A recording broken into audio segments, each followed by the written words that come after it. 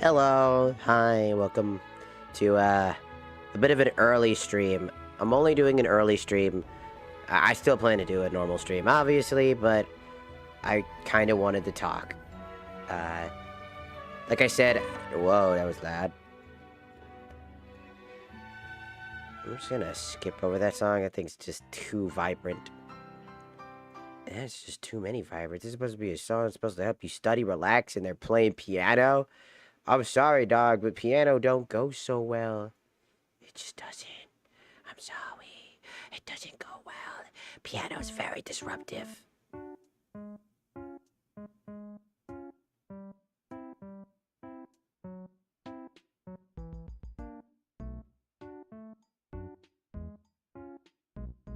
Hmm.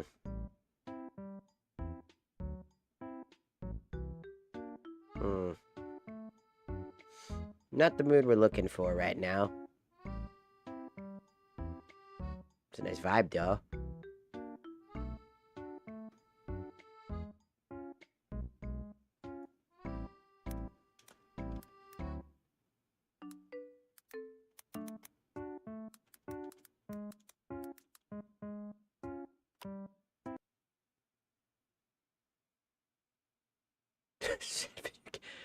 Make you cry. I'm gonna make you cry. Or make you come.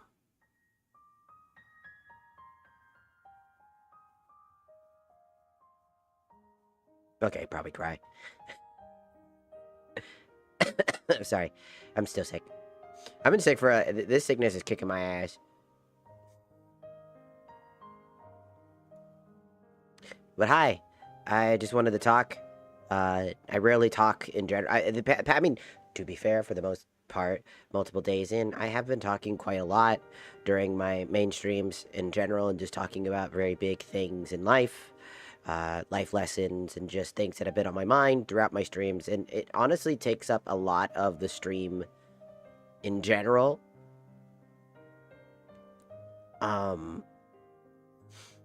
It takes away from the stream. I've realized that I've kind of slowly been creating less and less shorts because most of the time I'm sitting through just me talking about things that make me go back and rethink about all the same things I was just thinking about in an endless loop. Also, ow, my sinuses are still kicking my ass. Ow.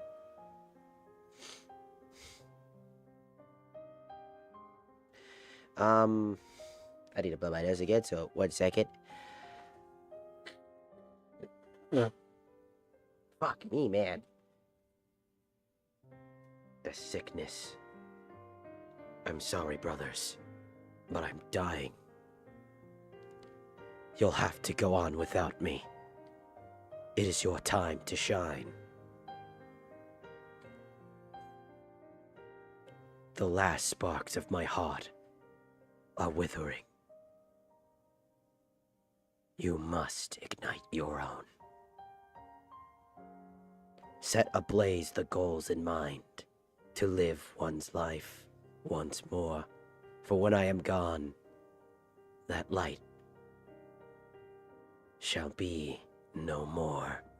Sorry, I don't know what I'm talking about. Sad song make my brain go ooh, ooh. So I don't know. I just wanted to talk realistically. I rarely talk in general. Hello, Jaheaven. Welcome. Hi, I see you. Just pulled up the TikTok chat now because TikTok is being a little bit of a bitch today, like usual.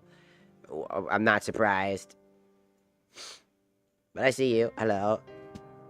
Like I said, today's gonna be, well, this particular stream is going to be quite, how do I put it into words? It's not gonna be your typical stream where I'm going to be super crazy energetic, like going like, oh, crazy, wacky, or whatnot. I'm gonna be pretty real with you. I'm gonna be pretty, how do I say this? I'm not saying anything bad. I'm like, number one, I'm not depressed. I'm not saying like I'm dying or anything, or like some fucking crazy announcement like I'm graduating or some fucking shit. It's none of that. I'm good. I just got a lot of shit on my mind. You know what I mean? I'm autistic, man. I got shit on my mind for days. And I just wanted to talk. So I just wanted to give people a heads up that the shit that I'm going to be talking about might not be something that most people will be comfortable with, I don't think. If you are uncomfortable at any point, please do not feel afraid to, like, walk away, or, keep scrolling, essentially. You know what I mean? Because what I'm about to say, it might seem a little heavy. It might get to a point where it's going to be maybe a little bit dark. I don't know. But I want to talk and, like, be one-on-one with you guys on every platform. Again, like, streaming to multiple platforms here. I feel like I rarely get to really express the human side of who I am as a person. The doubts, the shit that runs through my mind, the feelings that, have started to kind of exacerbate through my streams. And I don't want that to be the case, because streams are meant to be a place of safety and security for everybody that watches. It's meant to be a place for us to have fun.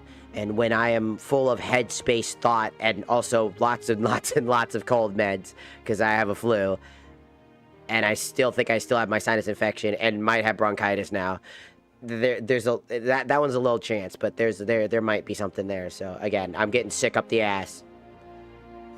Lucky me for winning the sickness lottery, I guess. But I want to be real. I want to be honest. I want to be able to talk. And maybe that's not something people want to hear. Maybe the TikTok side, YouTube side or Twitch side, maybe you guys don't want to hear this. Maybe all I ever am is going to be somebody that is just here to be your form of entertainment. And if that's the case, then I'm more than happy to do that. So again, don't feel bad for walking away in this time of me talking. This is me letting out all of my headspace, all that headcanon, and just being out there. If that's not something you're interested in, if that's not a part of me that you want to see, and that's too immersion breaking for your Satan here, then feel free to take some time to go and scroll. We'll be back later tonight, and we'll be doing the same thing we always do, playing some video games and being wacky goofballs. It's always going to happen. Every side of me that I do here is the side of me that exists. None of it is like a mask. It's all just who I am, and I don't like wearing a mask because it's fake. And I've talked about that like 1,000 times already. That I don't like wearing a mask. I don't like to pretend to be something I'm not. I like to be genuine. I like to be honest. I like to be open.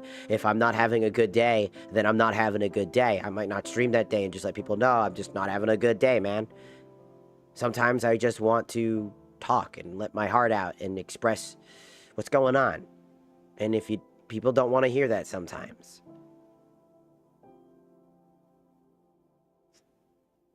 I'm used to talking to a empty room. It's nothing new. That's really depressing. It almost made me fucking cry for some unknown reason. I don't know where that came from.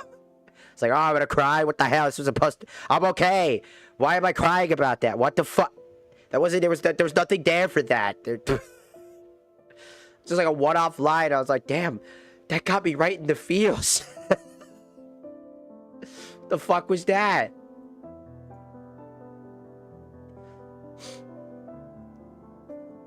I just think that there's a lot of shit in my head, and like I said, I've been saying that it's why it's called well, it says Rumble. Like, I'm about to throw. I think it's. I tried to say Ramble, but I think I said Rumble. Maybe fuck. I don't know what the name of the title is. I think I said Rumble. No, I said Ramble. All right, good. I thought my dyslexia kicked in, and I said Rumble, and I was like, it's time to rumble with my rants. Now that would actually be a really sick ass fucking podcast name. But, I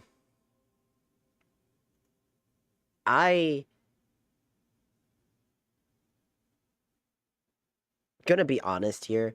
Yesterday during Thanksgiving, people know that I'm very family orientated, and for the first time in I don't know how long, many years, it's been a lot. My family, except for I think like my dad, he's the only one that reached out to me and just said Happy Thanksgiving. And I thought about texting them instead. Like I do that a lot too. But this one time in my heart, when I really was feeling at my loneliness right now, and I'm gonna be honest, these past few months I've been kind of hurting in my heart. Not like for real, for real. Like I'm not like having a heart attack or anything like that. That would be fucking scary, to be honest with you. But no, I've had this pain in my heart for a while, and I think it just stems from being alone for so long. Fucking 6'7". God damn you. God damn you and your 6'7s. That made me almost laugh, you son of a bitch. I'm trying to spill my heart out and you're out here with a 6'7". Haha, 66. I'll lightsaber your ass. Hair stuck in my face. Sorry, anyways. Fucking 6'7". Unironically laughed at that, make me angry. That making me angry. That making me angry. Why must I be stupid? Why must I find 6'7" funny? I don't know why. It's always the image of just some fucking brain-rotted child going, 6'7", and then watching them get... Watching them just go like, ah! They just explode. So something about that imagery of just like every person being annoyed with 6'7" is what makes it really funny to my head. It's like this imagery of like, it's like 6'7", and then they just go, ah! And they explode. Like it's some sort of curse. I don't know, it's funny. This shit's in my brain right now. Like I said, I'm rambling. There's no coherency here. Don't expect any of that when I'm talking about shit. I'm just gonna say whatever the fuck it pops out the top of my head, you know what I mean? But, again, like I said, I'm very family orientated, and as of these past few months, I've been really just missing, like, going out and hanging out, and I miss just going places with my friends, and my family. I miss them a lot, and I can't really see them very easily. As people know, I lost my job a long while back because of unfortunate circumstances that were out of my control. My boss was basically trying to get me fired but not fired, so they didn't have to be liable for firing me unreasonably, so they didn't get in trouble, and a bunch of other shit that basically is a bunch of illegal jargon that I can't bring up about that shit, that I wish I could bring up so much more about exactly why it's all as bad as it is, other than the shit I've already brought up before. So, my dad's in prison. Cool. Well, it's not cool, but, like, I mean, don't know, Dad. I don't know what to say about that. What the fuck? What's happening to my leg? And again, sorry, that just threw me for a loop for a second. Minecraft? That's fine. I'm very family orientated, and so again, my family lives all the way across the states. They live in Florida, essentially, and I rarely get the opportunities to see them. I don't have a job right now. I'm struggling to try to find one. I've said this 1,000 times. Like, I'm looking for one. I'm trying my best. And honestly, I've seen a bunch of VTubers have the same problem. They're all trying to find a job. And I'm just like, why is every VTuber right now struggling to find a job? Like, what the fuck happened? Why is everybody struggling? Everybody's struggling with this shit. What the fuck's going on, man? And it's just been like a heavy toll on me. I'm getting heat flashes right now. Sorry, I'm gonna blast my fan a little bit more. So if you hear it just randomly, my bad. Again, I have the flu. I can't do nothing about that, so I'm getting heat flashes randomly. Apologies.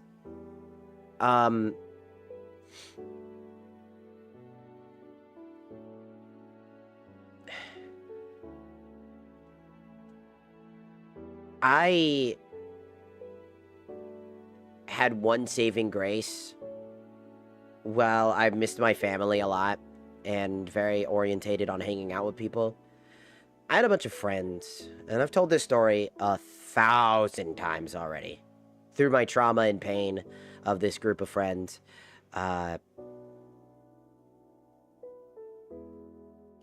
they backstabbed me horribly.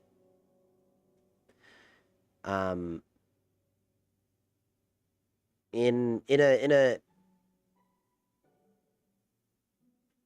a way that just stings different is that I used to have an ex-boyfriend who was a part of this friend group, and I've known them for so long, and to not only be betrayed by the people that you thought you knew for several years of your life, that you could have been making better connections, you could have been spreading out your connections more and meeting new people, you could have been doing a lot of things, but they were very isolated individuals. Bringing new people in was scary for them, so whenever new people were brought in, it was like a very slow trial process and easing them and hanging out with them because I liked hanging out with them. And it was this long, arduous thing that I realized that I spent so much of my life trying to please these people, tried to live up to their expectations, tried to help them in every capacity that I could because I cared a lot about them. They were my friends. It was like a ride or die like thing. We ride together or we die together or something type of motion, you know. And I was treated like a villain in their eyes, as if I didn't care about their feelings. Like I didn't exist in their mind, and it really shattered every part of who I was as a person, for even to this point right now, to where I doubt myself consistently. And like, I don't know what to say. People suffer from lots of different things. People are traumatized in different ways. People have things go through their mind.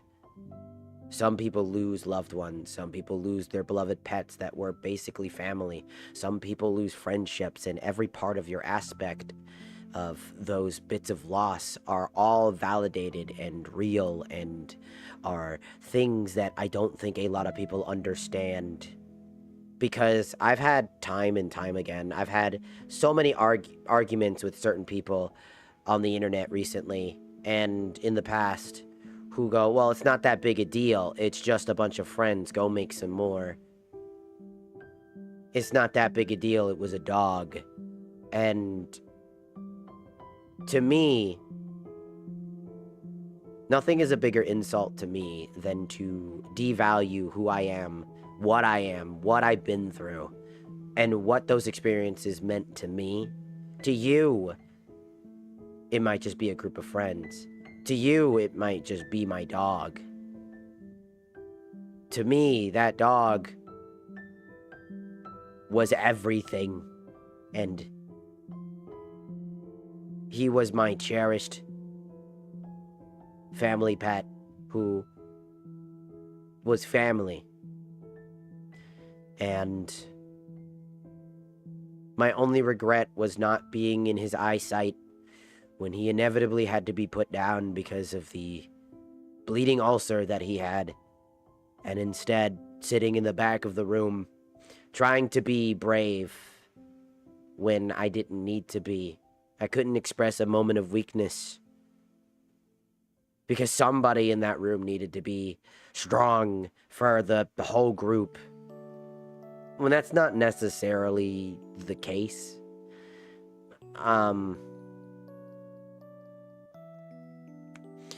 there's so much more than you think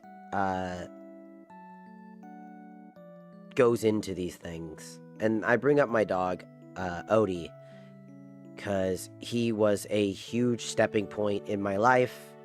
He was the exact reason I was able to take a risk and go out into the world on my own and make that decision to leave the safety net that I had. And it was realizing that I couldn't help him and that I wanted to help him. That if I was competent, if I could work hard, if I could do things, get the money, then maybe I could save them. Maybe I could have gotten that time if I just actually stopped being isolated and realizing that I need to push harder. And then those friends made me also realize something. So I still thank those old friends. They're not really friends now, but I still thank them for giving me the opportunity to find out that I'm neurodivergent. I didn't learn about that till I was literally 28, unironically. And it took that long because that's actually, unfortunately, really common. And it explained a lot about me as a person, and explained a lot about what my struggles are. Neurodivergent people actually struggle with everyday, like, work. I get overwhelmed really, really easily. I ask a lot of questions because I overthink everything. I don't retain information very well because of a lot of extra things. And multitasking isn't really my strongest suit. I like focusing on one thing and doing that to my best ability. That's why streaming is one of my favorite things, is because I know a lot about streaming. I've been around the block for a very long time. It's kind of my favorite thing to do.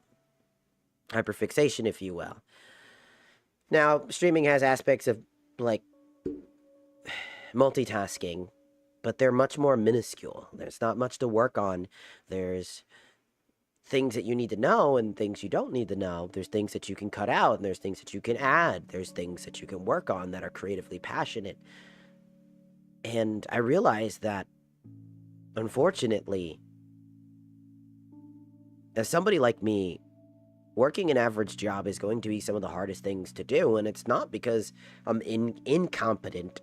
It's because I need assistance, and the job force doesn't do that, and it sucks because it makes you feel inadequate. It makes you feel useless. It makes you feel undeserved of the position that you're given. Somebody else could have this position that would do better than me. The people that you know in that job site will like you at first. You get a bunch of energy. You feel great the very beginning shifts, and then you slowly burn out. And you slowly just stop caring. You get tired, exhausted. You barely work functioning. You're struggling to get shit done every day. And it becomes a feeling of loss, of purpose. It feels like a loss of time. It feels like every moment you spend is a year of your life every day. I don't think people really understand what it's like to have this disability, especially when at first you didn't know that you had that disability. You always thought you were just lazy. Because that's what everybody would tell you, is you're just lazy, or you're just incompetent, you're retarded, you're this, you're that, because you don't follow the guidelines everybody else does. You're just kind of that weird coworker to everybody, and you doubt yourself. Every day you feel like every moment of your life is a slogfest. You feel like you're not worth living the space that you breathe. You feel like wondering if you weren't around, maybe you could do something else. Maybe the body you were given could have been given to somebody else. You're wondering if the air you breathe could be given to someone else. And as it slowly encroaches your mind, you become your worst enemy. And then you quit that job, or you get fired, which is usually the case, is you usually get fired, terminated, or whatever, because you're just not working efficiently enough. And then you realize all that hard work you put into it, all that effort to try to do your best is not enough, because the Force requires to be specific. And I'm not that, and I can never be that. And I recognize that. Holding down a job position is not easy.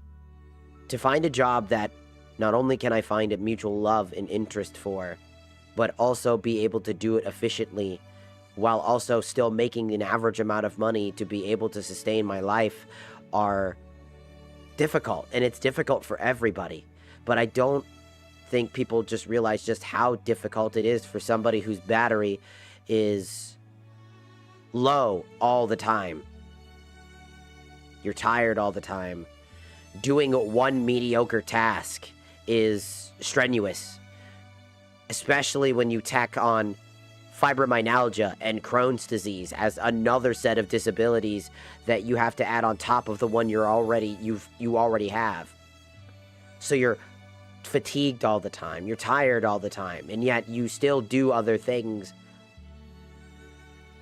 People don't realize that when I was doing streaming for so long, off of the cuff, right? Like when I was streaming, when I had a job, and I would stream around 6:30, I sounded pretty energetic because I was free from the shackles of what I was doing, but I was tired. And some days I just acted tired. And other days, I tried my best to entertain people. And at the time, I was just a 1-view Andy, a 2-view occasionally maybe. And that eats away at you.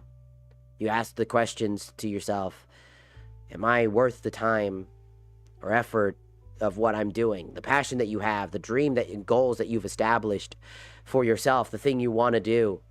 Am I good enough for that? Am I competent enough for that? Can I make those friends? Can I be able to live my life without being a disappointment to everybody around me? To not be a burden. To not cause people unnecessary anguish. That is what I live with. That's what you don't see from me. And that's why I wanted to talk. Because I think a lot of people don't understand that the person behind this avatar is a person. I get a lot of hate, and that's normal. I don't care. But sometimes I do. Sometimes it eats away at you because you're already tired. You're sick. You're annoyed at life. You wonder your own place. And then you find yourself in the same predicament. Over and over and over again. You ask the same questions, essentially. You ask the questions of how do I express this? I'm trying to get it, like, trying to get my thought space here clear. Because again, I'm just rambling. I'm just talking about what's in my headspace right now. I don't normally stream this early, but like, I've taken a shit ton of cold meds and flu meds, and I can't sleep, like, at all. And my head is just filled with things I just want to talk about. And I don't normally talk. Because... Jesus, mother Christ, that scared the fuck out of me. Like, the entire stream is just quiet, and then Family Guy comes in for the fucking cutaway and scares the fuck out of me. Yeah, Lois. Hey, Lois, remember that time I scared a VTuber by entering their house? Yeah. Shut the... Also, hello, Rosen. Welcome. Also, I didn't say this earlier, but hello, Chris and, Roki.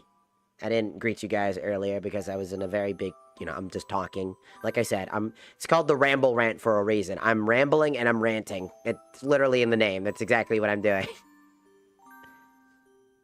And I just want to let people know I'm okay. There might be times I might cry for no fucking reason just because I might be a little bit, I'm an emotional human fucking being. Whoop-de-doo, my fault, dog, my bad. I'm sorry if I just start fucking boo-hooing. Oh, boo-hoo.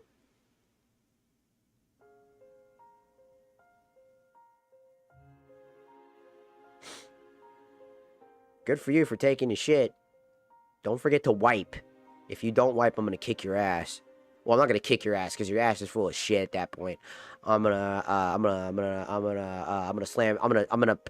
put your head into the toilet, and then give you a swirly. How about that?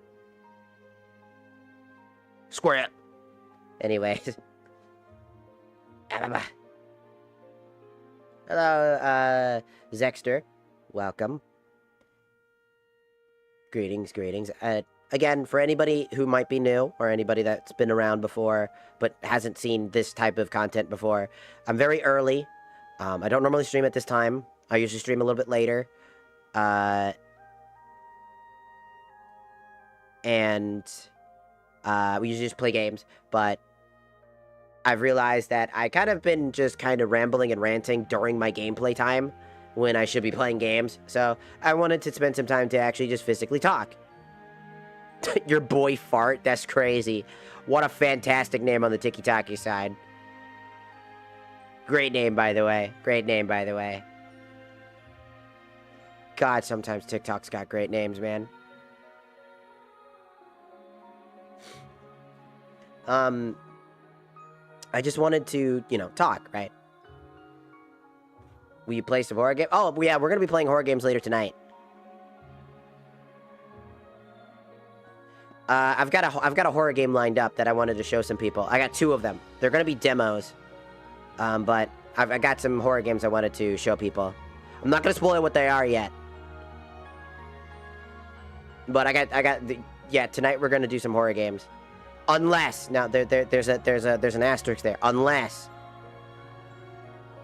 tonight we play Super Mario Man with 2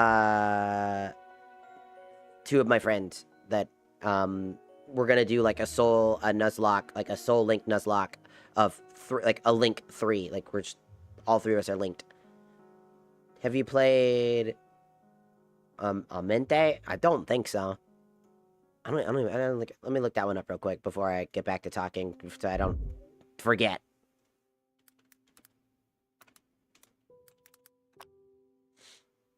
Oh, I think I saw like a screenshot of that from like when Queso played it. I think Crelly played it too. I think I saw Crelly play it too, I think. Was it Crelly? I think it might have been Crelly as well. Or was it Fillion with Crelly? If you got games you wanna recommend, if you like horror games, just I'm letting you know I'm a horror game fanatic. I like horror games. So feel free to just recommend horror games. I can keep them tabbed, and I'll keep this one tabbed for later. It's Egyptian themed, so that's pretty interesting.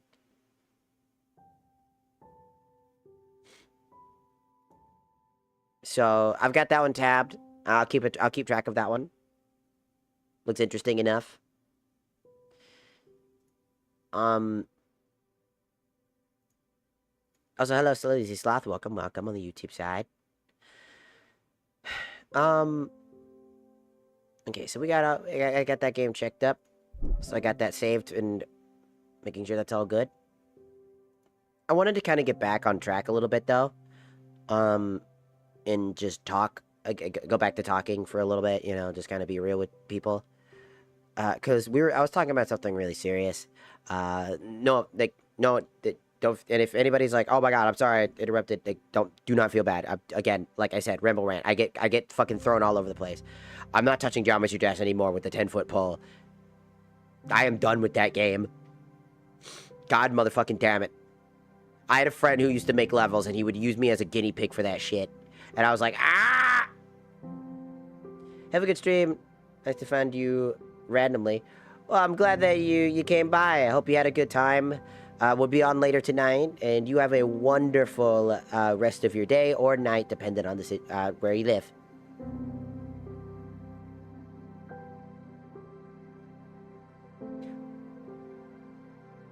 Also, hello, bruh magic. Welcome on the tiki-taki side. Thank you. I'm always around doing my thing. But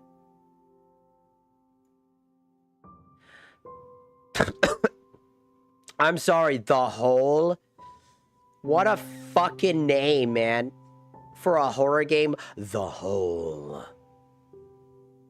That's crazy. I'm just saying, that's a wild name. Next, you're gonna tell me there's a horror game called The Sphincter. That would be an amazing horror game. The Sphincter. This summer, The Sphincter. A magical door that's actually a butthole, leading to an alternate dimension full of butthole aliens. Trapped in a psychological horror fest. Sorry, I don't know what I'm doing. So again, Ramble rant, I'm just saying shit.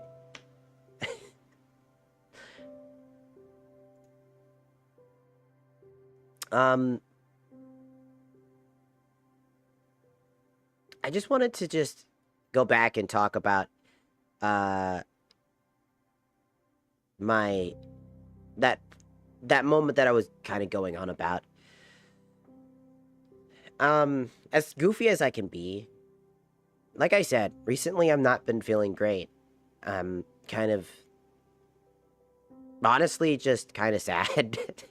I don't think you guys might tell that I might be a little depressed. I've been diagnosed with little too much information here, but I'm diagnosed with crippling depression. I have a diagnosis for crippling depression. And I can't afford medicine, so I have to just deal with it, and it's not very easy.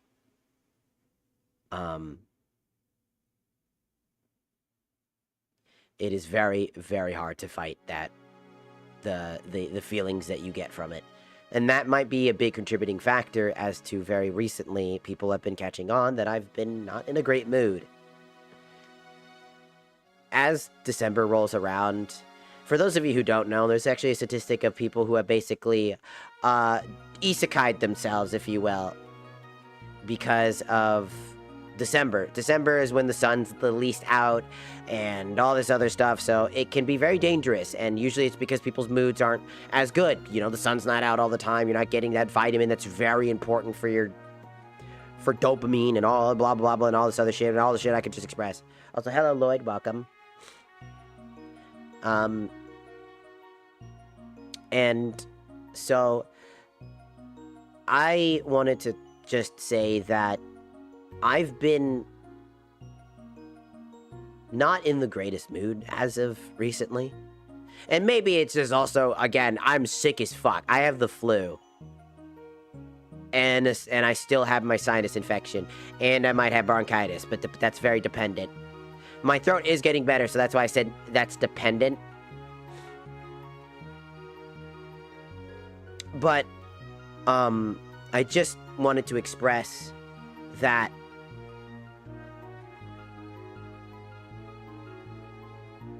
the main reason why I'm not in basically a great headspace is, like I mentioned earlier, for those of you who are new, you didn't hear about this, but I lost my friends that I've known for several years, not because I, made a mistake that was horrendous, but unironically, because I'm autistic. And I know that's a crazy statement, but when the pieces clicked, it was because I was the weird autistic kid, essentially, of the group. Unironically. And if you don't know, in autism, brain fart for a second, thank you. I am neurodivergent, so I am like, higher cognitive, like autism. Neurodivergents are usually higher cognitive. What that usually means is that you won't know that I would be autistic unless I told you. You probably would think I'm fucking weird, right? If like, in the circumstances, right? You'd think I'm just fucking weird. It would be very hard to tell. And neurodivergent people actually struggle making friends. They are seen as uncanny, because I can go and be very human, but for some people, I can come off as very unintentionally cold or not exactly like everybody else. Because when a normal, like, like, divergent individual, essentially, their way of thinking is very different from my way of thinking. And that can lead to very, very difficult things. What I would see as something very simple, like, hey, just talk to me. Some people might have, like, like, I have anxieties like everybody else, but for me, I push past it because my brain just goes, oh, it's just important to talk about it. They need to hear this. And then I would just go for it. I wouldn't even think about it, just go on autopilot and just say exactly how I think and feel, because that's just the natural thing my brain would want to go to. And the people that I knew,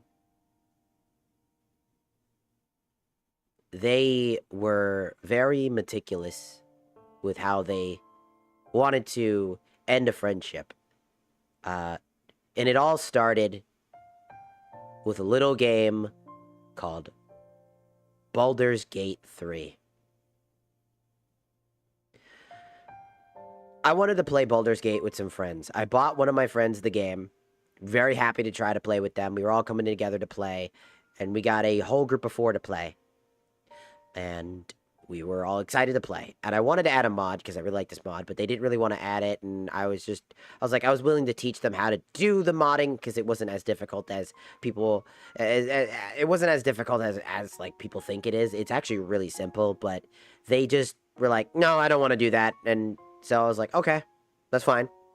We'll play vanilla. That's perfectly chill. It's not that big a deal.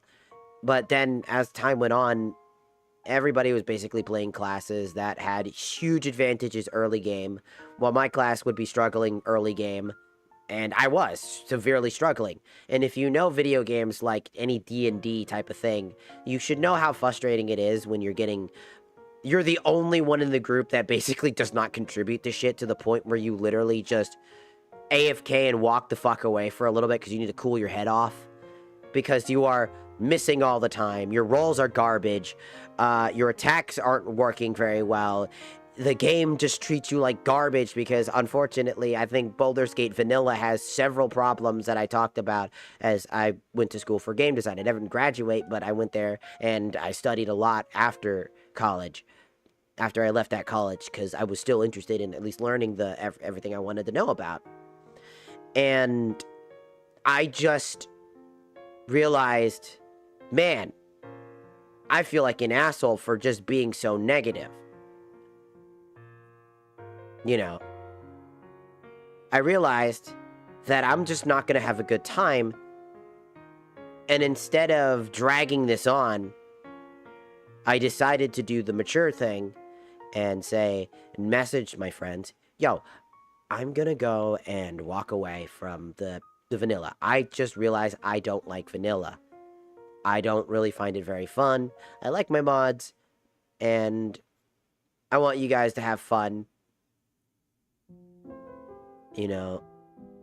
So, I'm going to be leaving that session. I hope you guys, have a good session. I hope you guys have a good time with Baldur's Gate. you know, and I just basically apologized and just told them to have fun, you know, and then I basically walked away from it. And then from there, I noticed several problems. Number one, they started to slowly distance themselves from me after that, like very heavily distancing themselves. And this was at the peak of when I lost my job. So again, I was slowly losing funds that I had, and I made VTuber models for these people, by the way. And when I couldn't afford to get them better outfits or better clothing, it was also when around that time when things started to kind of walk away at that point. It got to a point that not only am I speculating this, but also several other people that I still know today who were outside of that group, who are still my friends today, that also kind of feel like it's a little suspicious that these pieces seem to kind of not match up with their words and actions don't make sense. Like, when I tell you what they were mad about, you'll be just as confused as I was. And just as confused as everybody else outside of the sphere was. Because it just didn't make any sense. So, as I couldn't afford to do anything, I noticed that they started to slowly do things, change, things, move in distance, would refuse to talk. And that's perfectly fine if they're busy or if they're, and I always assume, I don't assume the worst. I just assume, okay, they're just probably busy. And one friend who I usually ask, they were just like this, and they kept like avoiding, like they were just like, oh, I'm going to hang with this friend. I was like, okay. And then a few days later, I would ask again and be like, yo, what's up? You want to do this? And they're like, oh yeah, I'm actually going to go do this thing. And then eventually they just straight up stopped talking, which for that friend is very, very strange. They don't ever do that. In the history that I've known them, they have never done that particular thing. And that's when I caught on to something being amiss. And I think that they all realized this. And that's when my ex-boyfriend stepped in. And I had I messaged them, talking to them, and then I had gotten a call with them, on Discord so that I can talk to them because I was feeling very alone, and I was feeling isolated, as they were doing on purpose. And so while he was talking with me, we were having a discussion about how my boundaries, it was making me uncomfortable, and if he could talk to them to see if everything's okay, because I just wanted to know if they were okay. That was all I ever wanted to know. Are they okay? I didn't want them to do anything more or less. And then my boyfriend was like, yeah, I could totally do that. 4 days pass of me messaging, like, did anything happen? Is everything good? And then I said, don't worry about it. At the very end, I said, don't worry about it. Because I was getting tired of it, and I was getting fed up with this feeling of purposeful silence, like the cold shoulder treatment, this feeling of isolation, while I'm already kicked down by not only my job, by life, by my struggles in my mind, and by myself, and now my closest friends are doing the same thing. And then one day, when all hell broke loose and they too ignored me, I snapped. Because the closest person to me, the person that listened to me, who understood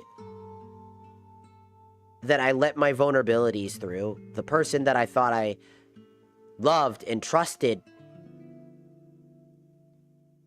did the exact same thing as all other people. And I was like, maybe I'm just exaggerating. But I talked. And I made one final message in our Discord server, and I said exactly what I was feeling at this moment based on every person there. I said everything I needed to say about my ex, about my friends. I said, if you're going to do this, If you are going to make me second guess myself, if you're going to give me this silent treatment and treat me like this, when you know my boundaries, when you know that I'm not comfortable with that, when you know that those are the things that we've had discussions about, and you're literally doing that on purpose, and then I walk away and I go, then we're done. If you can't talk to me about problems, if there's a problem, because I've asked, if you can't talk, then just say to me, we're done. So instead of waiting for them to tell me that they're done, I told them I was done. I took that stance. I took that moment to say, we are done here. Because they didn't want to do that. They didn't want to communicate. They didn't want to do anything. They wanted to have the last say and the last laugh, and then I walked away with that. But I wasn't allowed to walk away. I was slowly trying to just let my anxieties and fears go and start to move on in stream and stuff like that. And that was until I got messages from some of them, guilt tripping me into being like, well, I get, like, oh, we didn't realize that it was hurting you, how could you say those things about these people, and about us in general, and this and that. Meanwhile, I learned later, after all of this, that they were talking behind my back in a group call to specifically shit talk me in particular, while claiming they weren't shit talking me.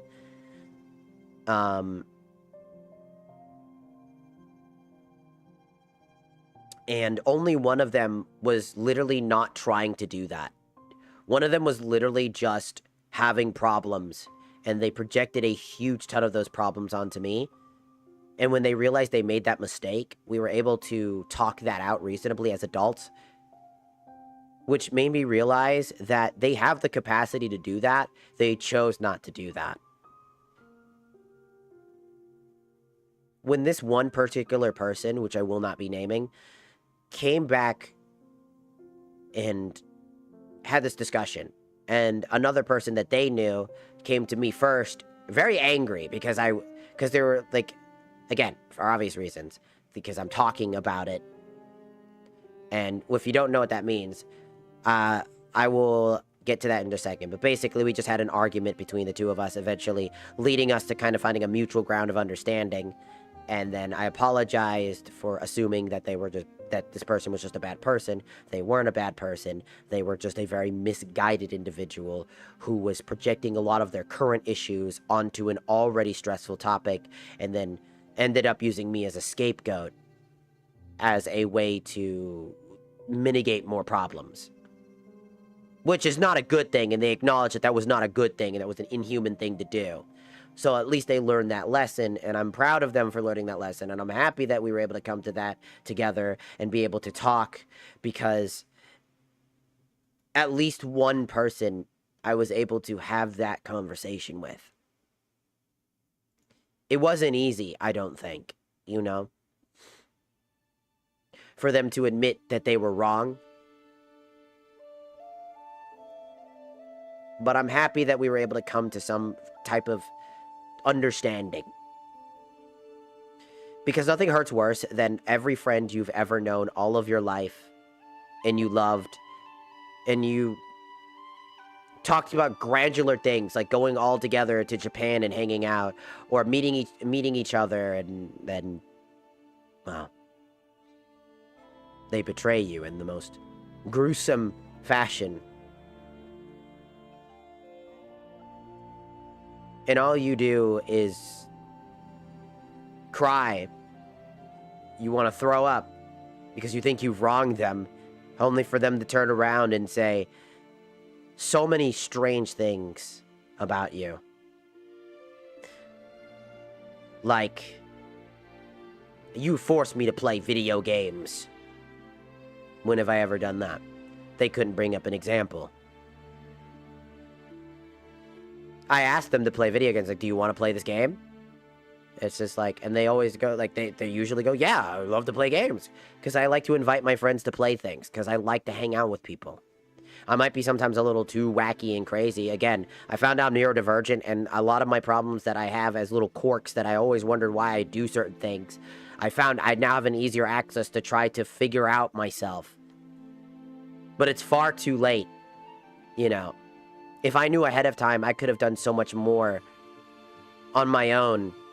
But then I would have never realized that I was pushing a relationship of friendship by sacrificing who I am as a person for them. They didn't appreciate what I could offer them. They only wanted more from me.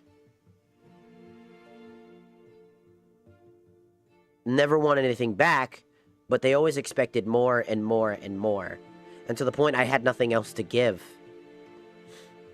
And that's something I expressed to them that I'm so scared of, are people taking advantage of me. And then they whip around and do that exact thing. They talk behind my back. They say that they're scared, but then everybody else confronts them about that quote-unquote action, and then they backpedal and then double down when they feel like they're losing a fight. They guilt-trip other people into trying to justify their actions instead of owning up and admitting they're wrong. And only when they realize that they traumatize somebody, that they're on the precipice of a lawsuit, if it ever got that serious, is when there's a chance of apology. They couldn't just let it go. They had to have the last say. They had to have the last laugh. And that's what hurt the worst, because not only was I betrayed by my very friends that I literally would take a bullet for. In all honesty, part of me still thinks nowadays, I'd still take a bullet for them if I knew they were in danger. Even if I knew they wouldn't appreciate it. Even if they would have said that, oh, you just did that for some clout, or you did that because you wanna kiss my ass or whatever and make me feel bad. Even if they said those things and they didn't understand why I did it, I wouldn't regret that. I wouldn't regret sacrificing myself for them if I knew they were in danger. I wouldn't hesitate if they needed help, even now, even though they've treated me like garbage all this time. And maybe that's my weakness. Maybe that's my fucking flaw.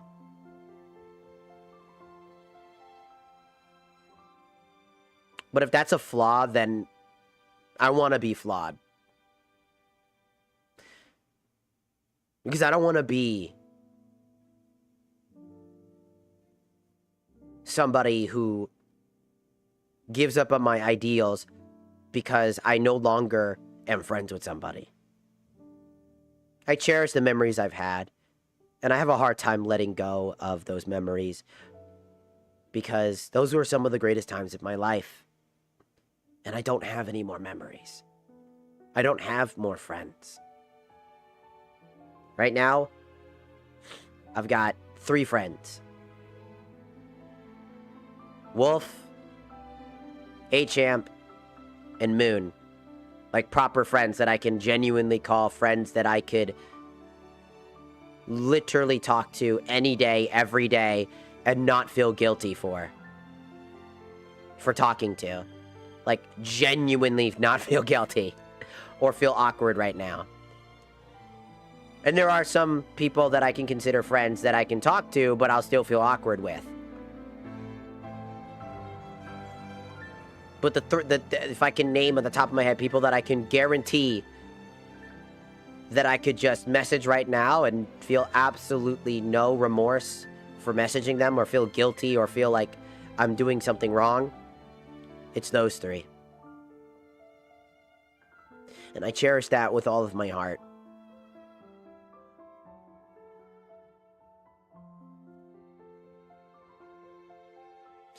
Because the sound of silence is deafening. And those people left me with nothing but silence. Real silence. They left a visible hole in my heart. Because there are days when I open up a game and I want to play like a cooperative game and I think for a second, and it still happens to this day, where I'll be like, oh, I should, oh, wait. Right. And I have to sit there for like several minutes trying not to fucking cry. Because I realized that I didn't just lose friends. I lost a lifetime. I lost something I held close to my heart.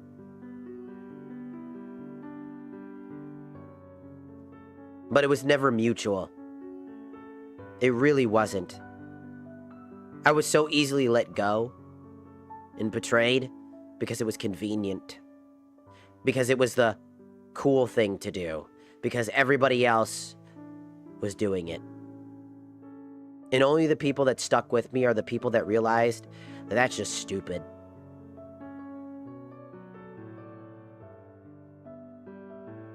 When you're betrayed, it's like a never-ending cycle of, like, bleeding. There's always going to be a fracture in your heart that's bleeding. It really never goes away. And that's something I don't think people realize. That's the thing I try so fucking hard to avoid doing to people. Because if I could show a representation of what my heart looks like from how many times that's happened to me, my heart would just be covered in scars.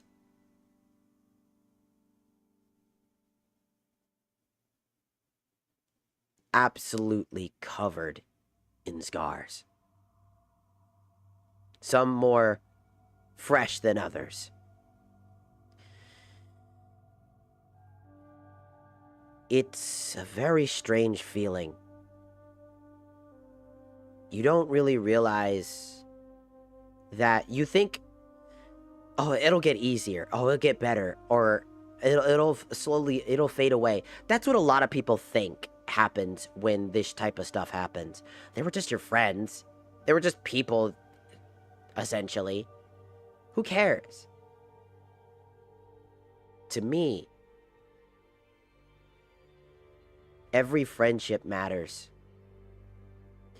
As a neurodivergent individual, making friends is not easy for me. I used to be a class clown in middle school because I couldn't make friends. I would subject myself to being the punching bag for people's jokes, to fit in with people. I'd accept rigorous amounts of bullying because I was afraid. And then when I stopped being afraid, I stopped being a clown and became a fighter. I became alone again. I was alone in one aspect, but surrounded by people. And in the other, I was surrounded by nobody and truly alone. And both of those felt like complete and utter garbage. And I don't think the world realizes. I don't think the internet realizes. I don't think we realize what we do to each other. What actions we take and what words we don't speak volumes over the words you do speak. The world of silence is deafening. And when you choose to hide behind your cowardice actions of pretending like you are doing a better service by not talking, you hurt more. You don't hurt less, you hurt more. You leave a person with the ideals of what's left to pick up the broken, shattered pieces of what was left by you.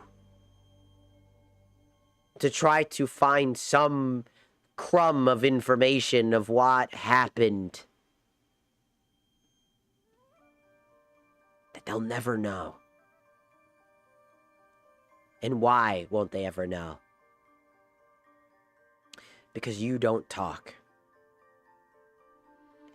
And it's funny, Because I always say, you don't have to.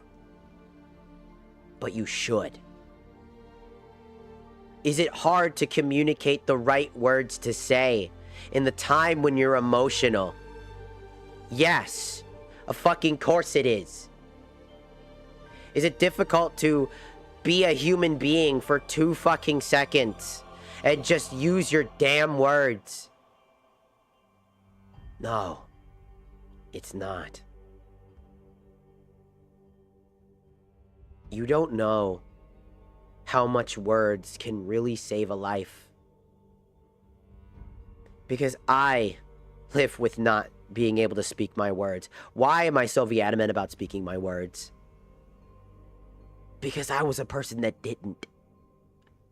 Do you know what that got me? Do you know what you want to know what that got me?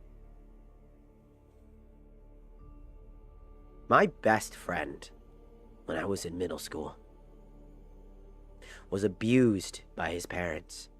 Day in, day out, day in, day out, day in, day out.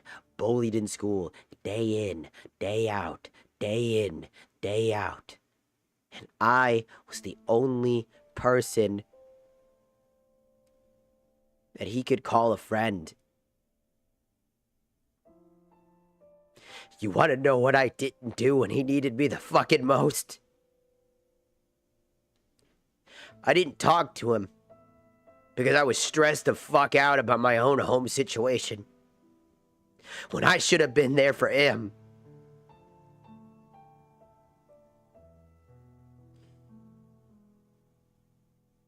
You know when the last time I got to talk to him after that was? At his fucking funeral.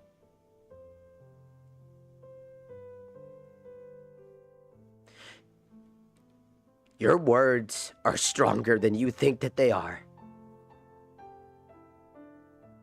They mean something to people. I live with that because I fucked up.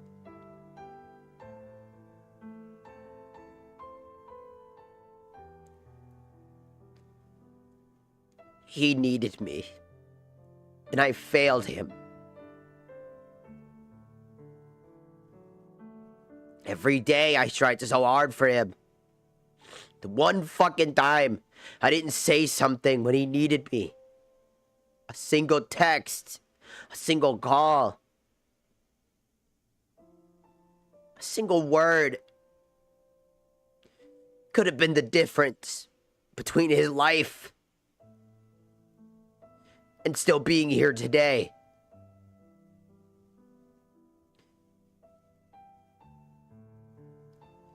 That's why I try so hard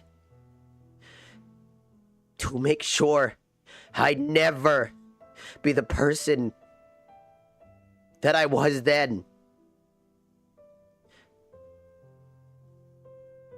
To be a better person. To be better than all of the things that I couldn't be. To communicate, because I know what it's like to realize when that single word is the thing that could have saved a person's life. That could have changed the outcome of a person's entire life in general. They might not be gone, but they might not be the person that they are. Because they might need that single phrase. It might hurt, but it's important.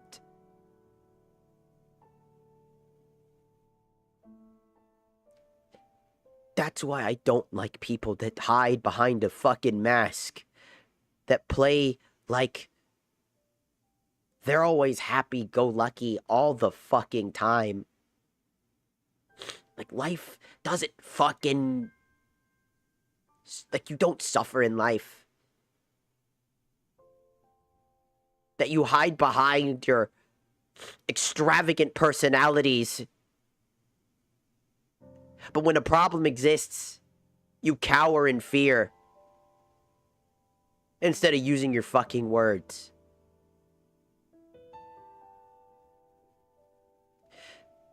Because you're afraid of rejection. You're afraid of making the wrong decision. You're afraid that your words will backlash on you. You're not thinking about that other person. You're thinking about yourself. And only you. You're selfish. You're vindictive. You're narcissistic. That's what that is.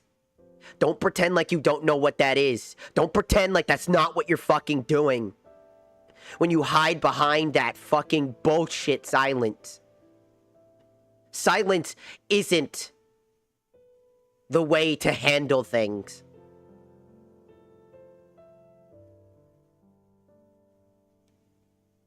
Because you leave people worse. If they can't listen to you, and they don't want to listen to you, but you've already said what you can. You've done your part. Wash your hands clean. It's done. There's nothing more you can do. But to revel in that silence, to use it as a weapon, to use it as a coping mechanism, as a defensive tool, to avoid taking any form of responsibility. I hate you. And I mean that. I don't hate very many things. But that is something I fucking hate.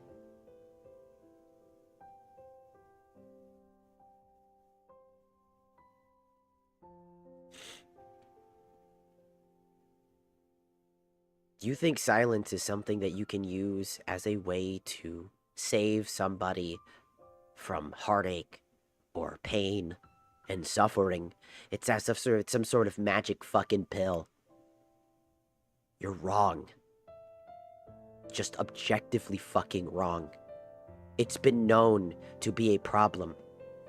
We are a race of people, animals, that are born through communicating with one another. And you think using silence as a way to walk away from somebody is the best option? To not confront it head on?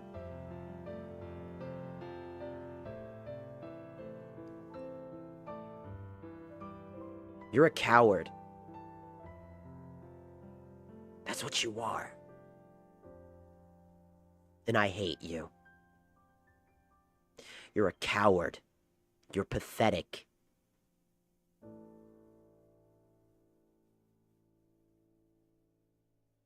Even the most fucked up people can use their words. And they have more integrity than you. And that's the scariest fucking part. I don't think people realize that. Because silence is not something that you use to save lives. You use it as a weapon. You use it as a manipulative tactic. Silence is a form, and usually is used in a forms of manipulation. Your ex that wants to make sure you know that you fucked up. The silent treatment, as usually as it's called. To make you doubt yourself, to make you interact with them. To make you be the one to do something. Instead of just being honest. Because words are hard. Because expressing yourself is difficult. Because living as a human being is a luxury, apparently, in this world. To be a decent human being is a far gone dream. You think you know people until the colors show and they become something you never expected them to become.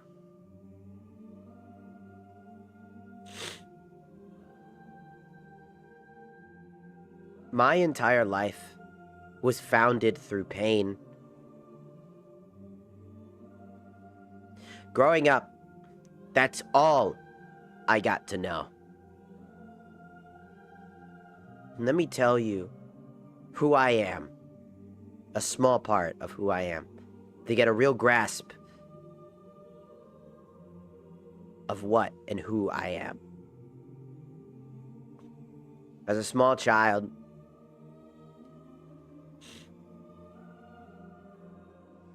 I was a very weird kid.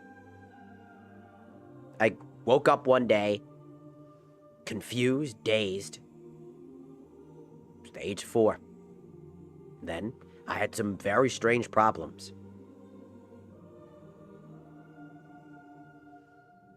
My mom and my dad were having their own fucking form of issues. Precipice of a divorce, essentially. But one day, and I used to hear their arguing all the time, and I would drown it out.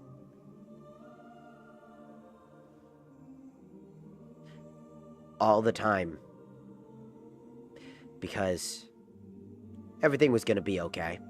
I thought to myself plenty of times, Mom and Dad are just tired, or they seem angry, were usually my thought processes on that one. And then my dad watched a scary movie in the living room, and I got scared. I ran out the house.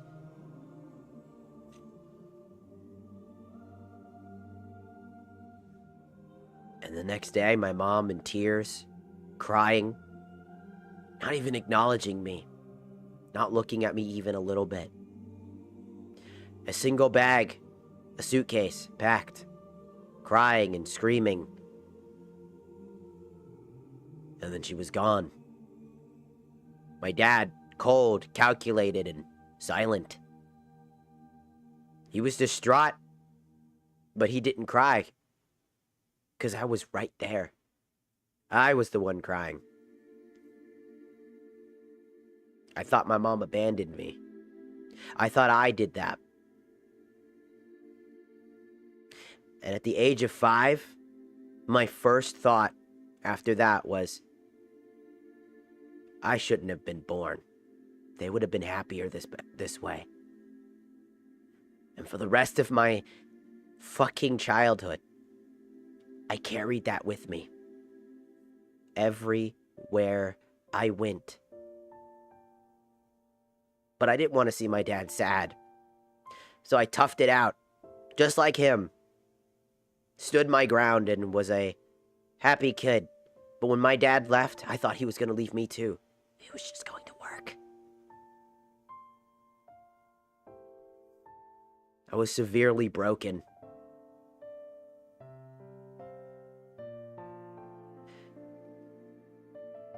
Eventually, my dad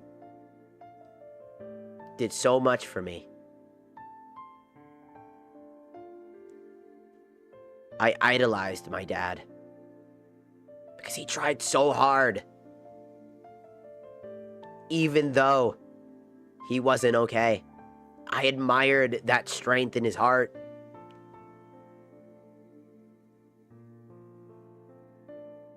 I said if I could be like my dad, maybe my mom would be proud of me. And at least she wouldn't be sad. I'll be better for my mom. I'm 5 years fucking old. And as I grew up, I pushed myself to be better. I let myself just go back to being the goofy kid who just liked things. Games. Anime. I grew up. I reached middle school. I got bullied a lot. And I mean a lot. Oh, the weird kid. Doesn't belong in special ed, but doesn't belong with us either. Liked anime. Fucking weirdo. Punched. Kicked. Spat on. Put in a trash can with sharpened, I've told this story before, sharpened pencils and kicked into a lake because they thought it was funny.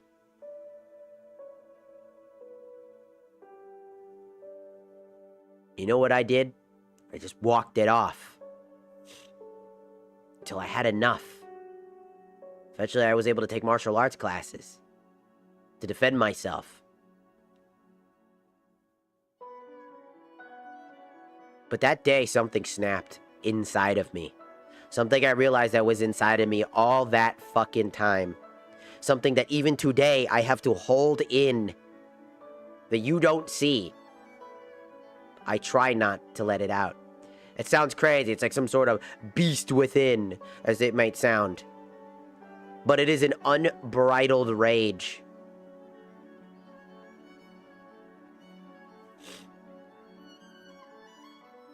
And I hold that in me. I'm disgusted by that part of me. A vindictive and bitter, rage-filled individual who hates every aspect of the world, including myself.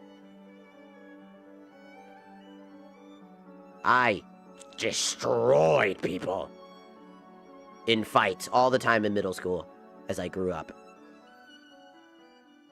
Like I said, at one point I was bullied, tried to be a class clown at first before the whole martial arts stuff. Still got bullied, but I accepted it because I had people accepting me. But it was shallow. And after I got that martial arts class, I snapped. I took out every single bit of pain that was in my heart. My mom, my dad,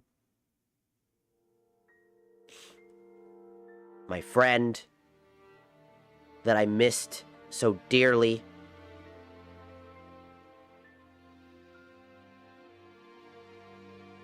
Every loss, every single tear I shed, every tear I wasn't allowed to shed. Because I had to be strong for other people in my fucking household. Because that was the shit that I was taught. Don't cry. You don't have time for it. All of it was unleashed onto people that didn't deserve it. People that might have been suffering on their own bullshit.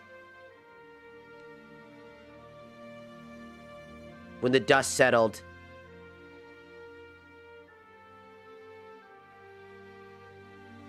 I was a monster. I treated myself like one every single day. You wanna know what's the worst part? I still do. To this day.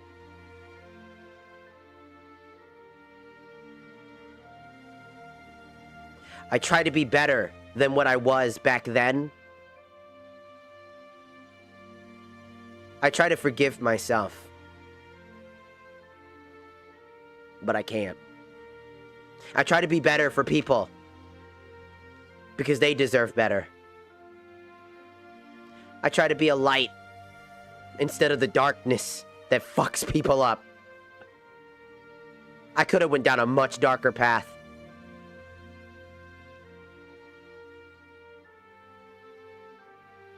If it wasn't for the people that I met along the way. Literally, the people along the way. I met some friends. I met some people that truly understood me. I didn't feel safe in my own home with my family, my dad, and my stepmom. I felt comfortable in mental homes. That's my home.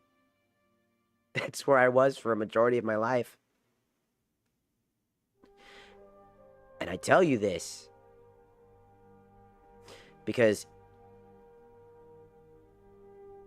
you don't know who I am underneath this avatar. You don't know any person under the avatar. But you want to know what's even crazier? You don't know your friends unless you've known them in real life. And even then, do you really know them? Do you know every aspect and philosophy that they have? Do you really know them as a person? Or do you only know them based off of the things they want you to know about them? Because I tried to believe in people And that got me exploited time and time again. But I chose to continue to believe in people.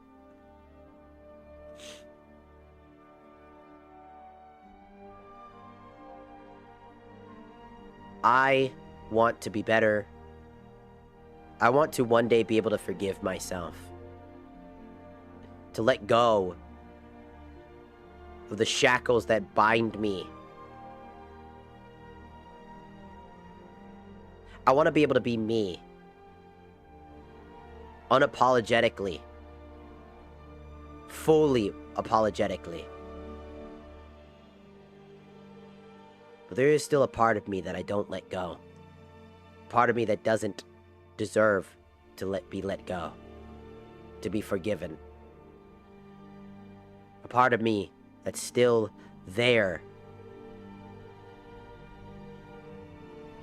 Under it all.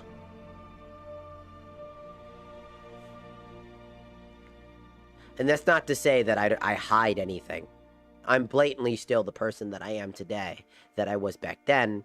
I've just learned and grown to be a better person. But that doesn't mean that I'm not flawed. That doesn't mean that anybody isn't still flawed from all the things you've learned. But what pisses me off about so much of what goes on with that friendship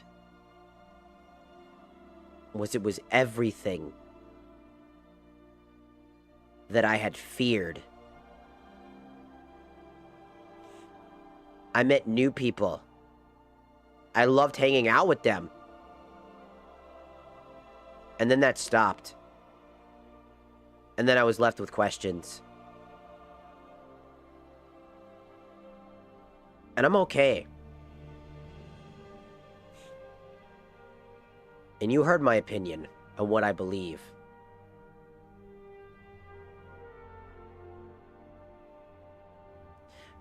But there's nuance to that. Not all people are bad people. There are misguided individuals who still need room to grow. But I vehemently believe silence is never the answer to anything. Instead, it is a weapon used in cowardice. And whether you like it or not, I call that shit out. Whether you want me to say that and you believe that it's not that big a deal.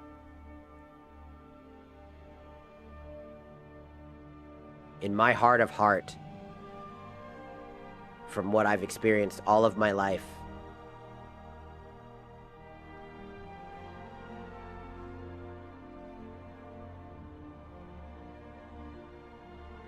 you know my answer. But that's beside the point. I still cherish the people I got to know, the people that I now know, the people that I used to know. Okay? Always. Always, by the way. Always. I don't take for granted anything. Never, ever, ever take anything of that type of shit for granted. But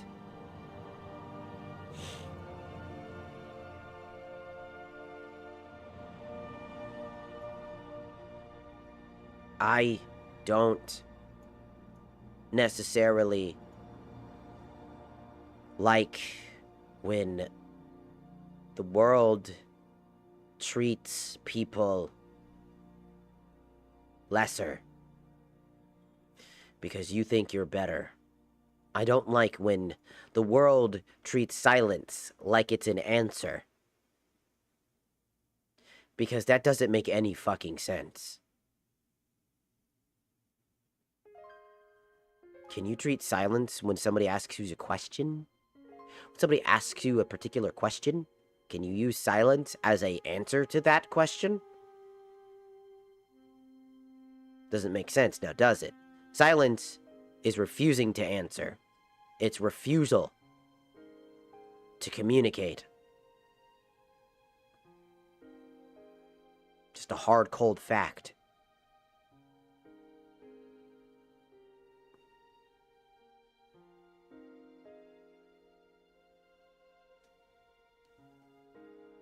I've lost a lot of people. I've lost a lot of things. I'm not a perfect person. I don't claim to be.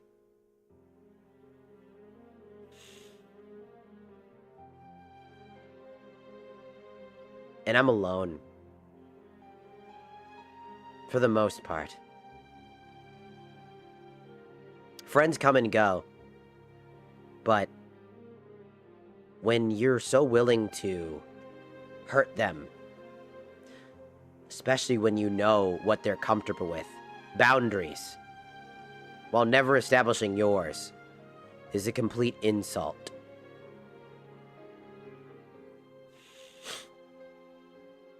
To villainize somebody as if it's a black and white fucking image.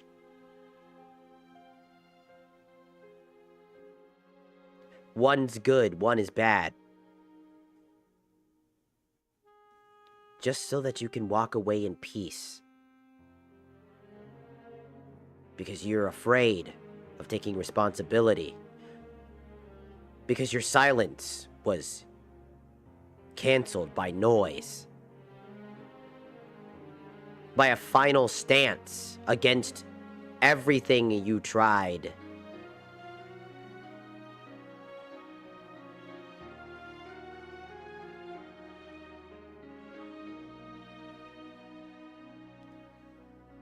To the three people that I'm talking about right now, from my very long past, in a hero's party from long ago, out of the 4 people, by the way, I just want to say to you 3, I hope you're doing well.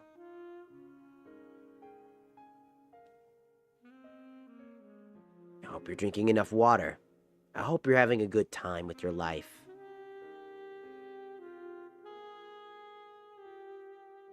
And I hope one day you're willing to come back and realize what you did and apologize.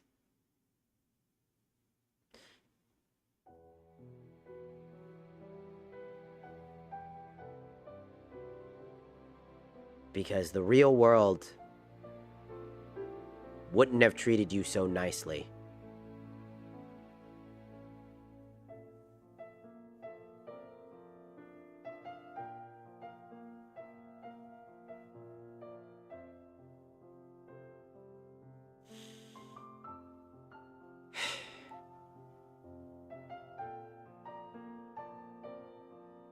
And like I said, this stream is gonna be just me talking. I'm ramble ranting. So sometimes it might get heated. Like I said, I might cry. Like I said, like I would. I did. Because I remembered one of my best friends. Like it was yesterday.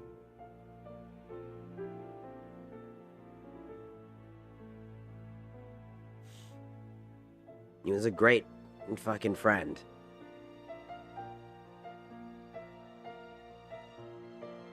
He was like a brother to me. I'm not even gonna lie. And I failed him. A lot of people keep telling me, like, it's not your fault, and this and that. Yeah, I didn't cause him to isekai himself, essentially. I have to censor my words. But I am responsible. I am the one. I was the only person.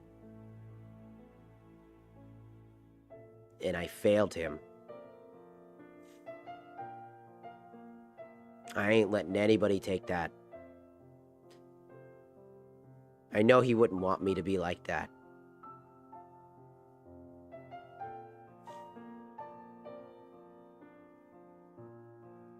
But he was important to me.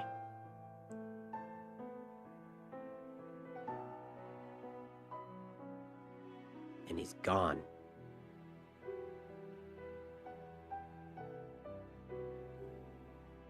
It is why I care so much about communication and honesty. To be forthcoming. Because a single word from your mouth can be the difference between life and death, between somebody's mood or somebody's actions. You never know, because our words are powerful. They speak volumes over any action we could have taken. That is why I'm an advocate of talking out your problems, to communicate when there's an issue.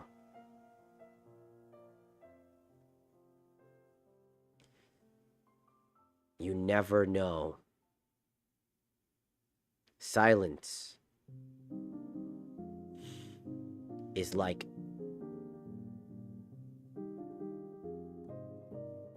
leaving a person alone on an island, dumped there by the people they thought that they were close to, left with only themselves and their thoughts for company. You lead that path for them. No one chooses silence because they choose it to help people. They choose it as a form of hate.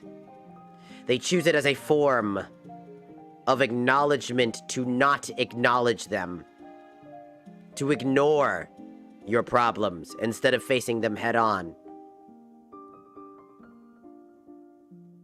You cower in fear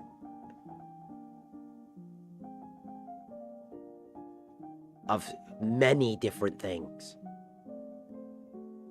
But from my experience, it's the feeling of being wrong.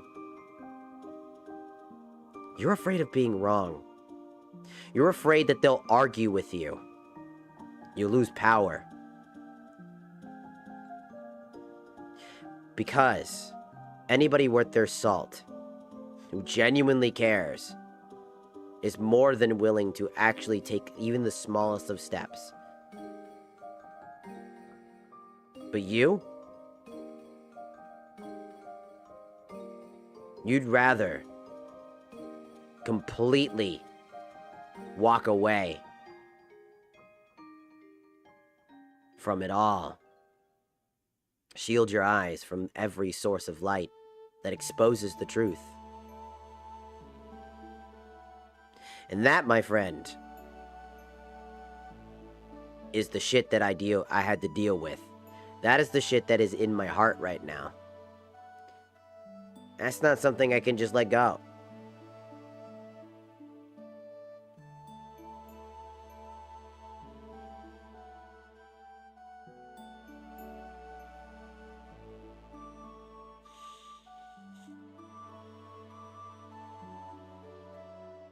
So to those three people,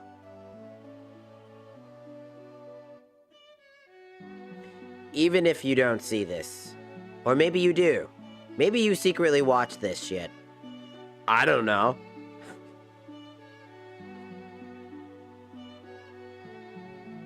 I hope that you sleep well at night.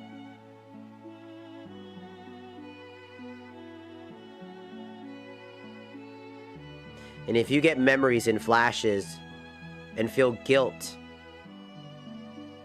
for what you did, good. It's called having a conscience. And you should. Now, what are you going to do with that? Are you going to cower in fear again and run away from those problems? Or are you going to actually do something with your fucking life? Are you going to stand on your tippy toes and actually try to reach for the stars and actually try to be a better person? Or are you going to make other people do it for you? Because whether you like it or not, that was what I had to do for all three of you. Every single day.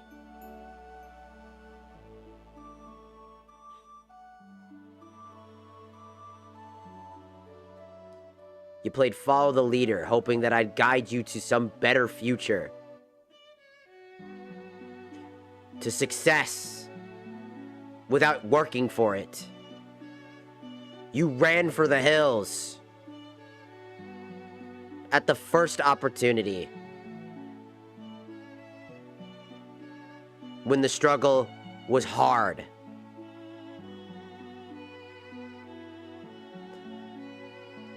To see the greener side of that hill, you gotta climb the damn fucker.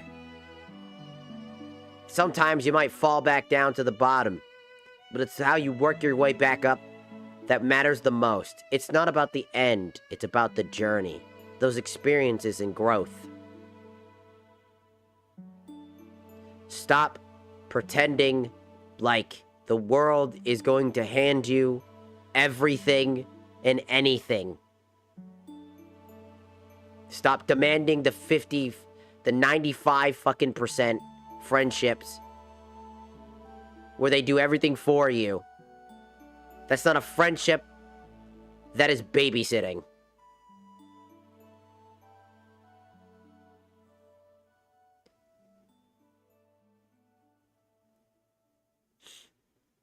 Stop hiding behind tiny, single bits of passive-aggressive language and say it with your fucking chest. Stop hiding behind verbal victim mentality language and speak your fucking words like a big boy.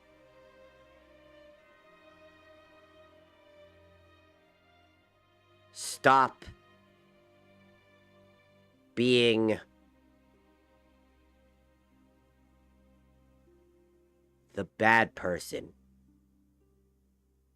You don't have to be the bad guy. And you don't have to be the good guy either. Be you.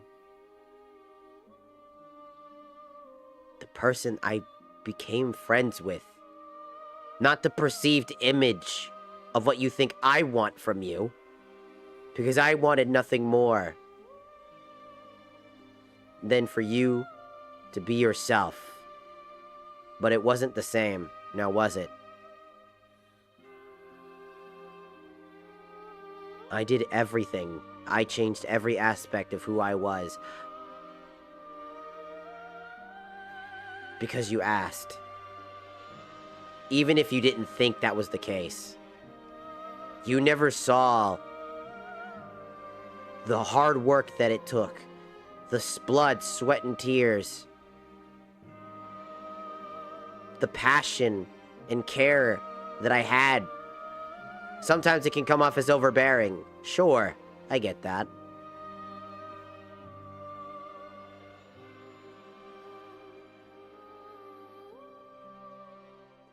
Maybe you should start by loving yourself first. So that other people don't have to try so fucking hard to cover for every single bit of problems you had.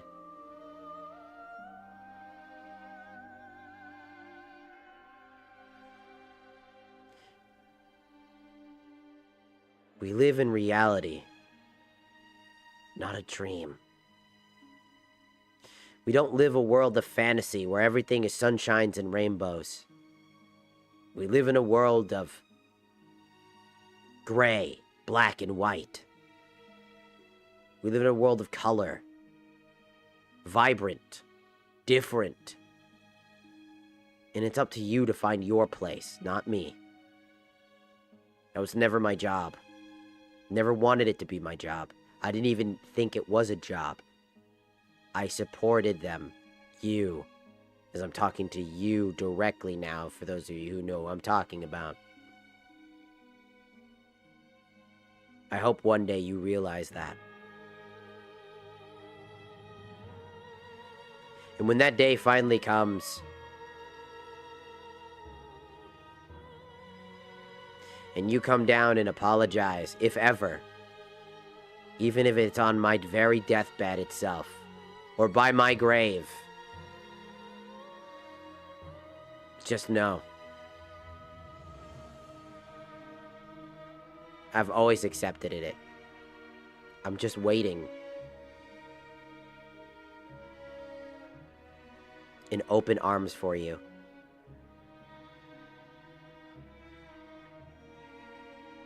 Not even a little bit of hatred towards you. Just pure disappointment.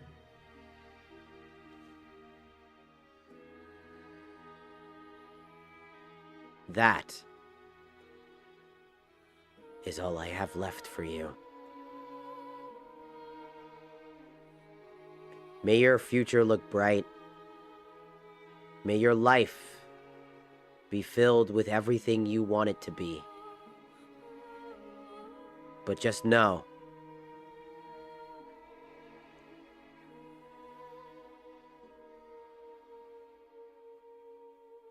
we will never be in that same path again.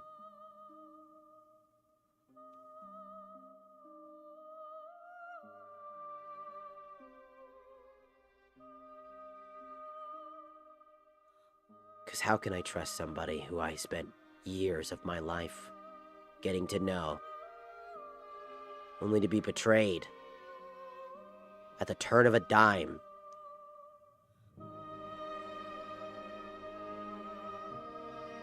To be gaslit into believing the very thing I already felt in my own heart, even though I know it's not true.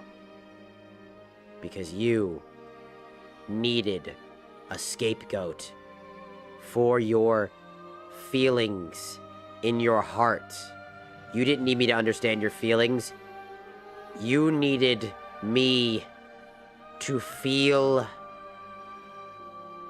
pain so that you would realize nothing. You chose that path. Remember that. You chose violence and slander and lies.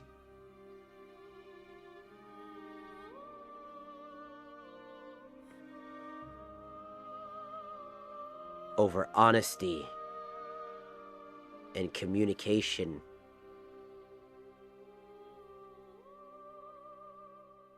You did that.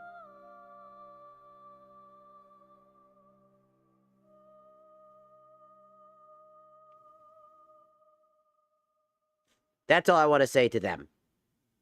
I wanted to get that out of the way. Truly get that out of the way, out of my system.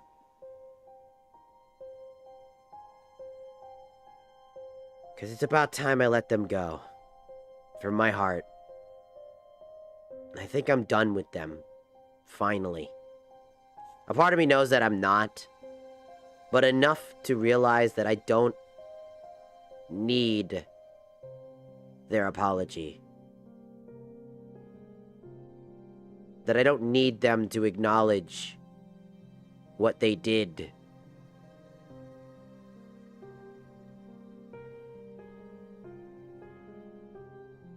Because I'm not alone anymore. In all honesty, I've never been alone. I've got good friends who stuck with me even after all of that. Through the lies and the filth.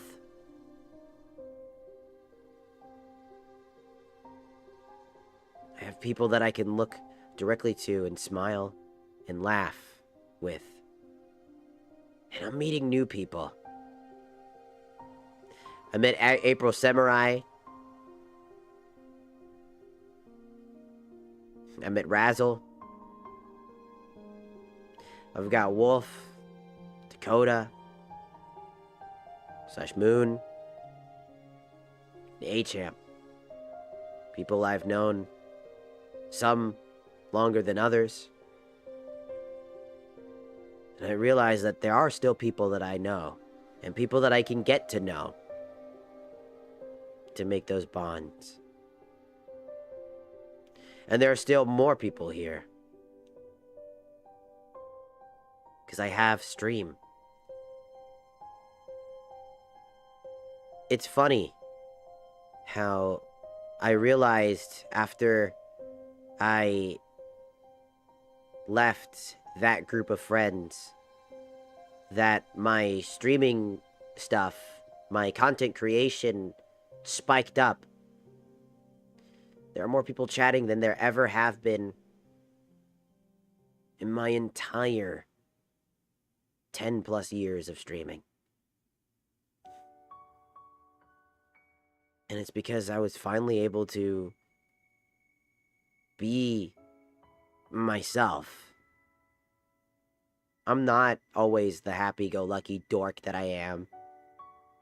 Sometimes I'm just depressed. Sometimes I'm just real. Sometimes I'm in your fridge, stealing your food. Don't question it. I'm just taking it. I'm hungry, man. And other times, I'm very sentimental.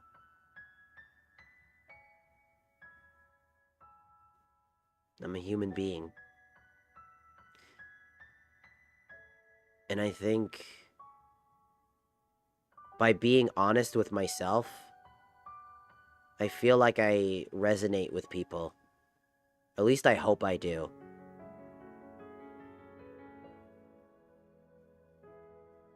Because I know the world, especially myself included in this, are tired of seeing the world be so fake.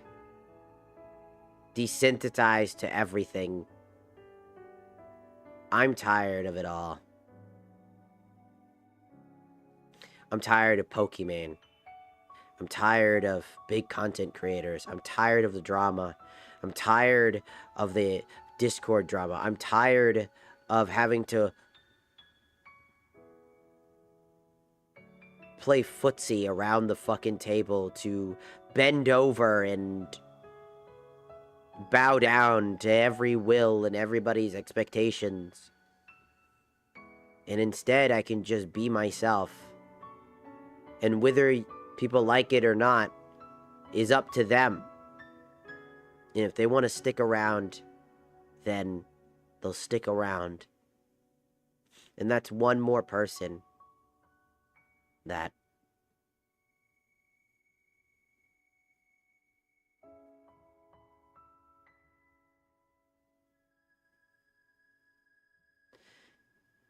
I feel like I can finally be the person I've always been since the very start, when I fell in love with content creation, when I fell in love with entertainment.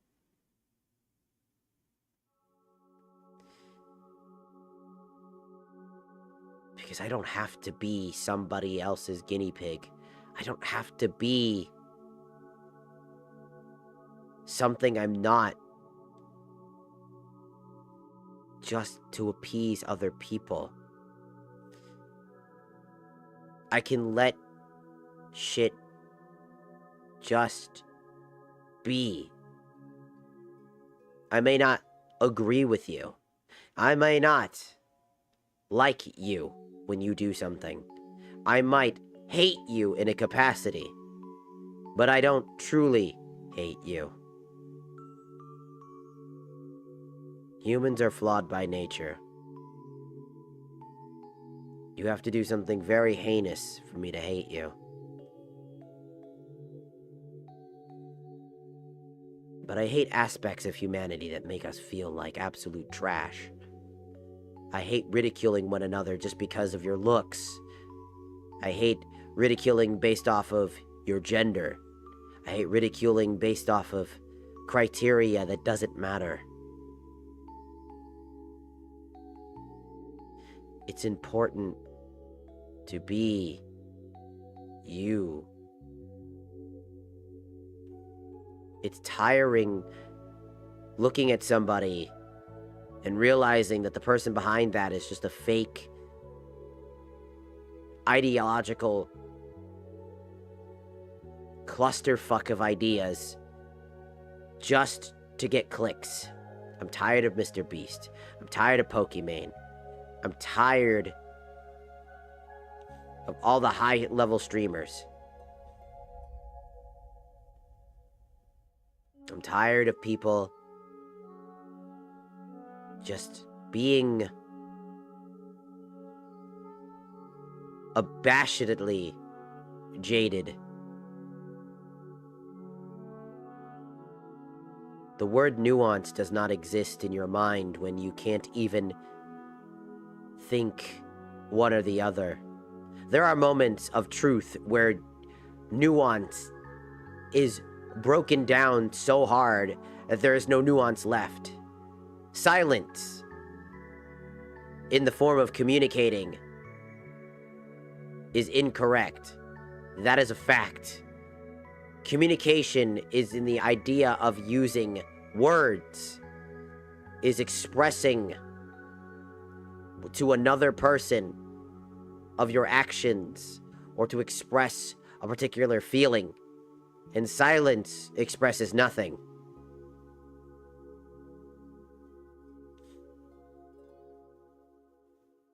But the other makes assumptions.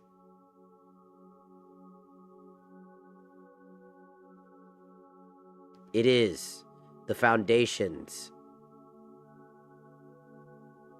of cowardice. Because if you could truly use silence to speak volumes, then the world right now would be a better place now, wouldn't it? But it's not. And that's because communication is so important. But that's beside the point. One last thing I want to talk about before I end stream, because, again, my meds are kicking in and I'm getting tired. I don't know if that was apparent because my voice is getting lower. And that's usually me when I'm starting to get slooshy in the voice. Also, if you think I don't read the chat, I am reading it. I do see it. I just haven't said anything because I need to keep my train of thought going. But I do see everybody. I'm on multiple platforms. I see everybody. So don't worry, I see you.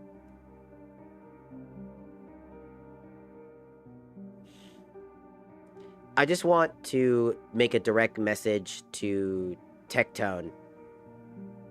Tectone is a YouTuber slash streamer, and I recently watched a video of their Pokimane video, talking about Pokimane and how cringe she was being. But what I want to talk about, no malice, just real curiosity. Literally the end of the day, I'm just curious. Because it seemed like it was an emotionally charged statement based on things that you've experienced and things that happen around us, which is why I don't blame you or am going to get mad at you for it. But I want to know more. So I hope that this part of the message to Tectone gets to Tectone. Because I want him to see this part. When you were talking about Pokimane, you brought up that you almost fell for the trans bullshit as well. I don't think that was the exact quote, but you get my point.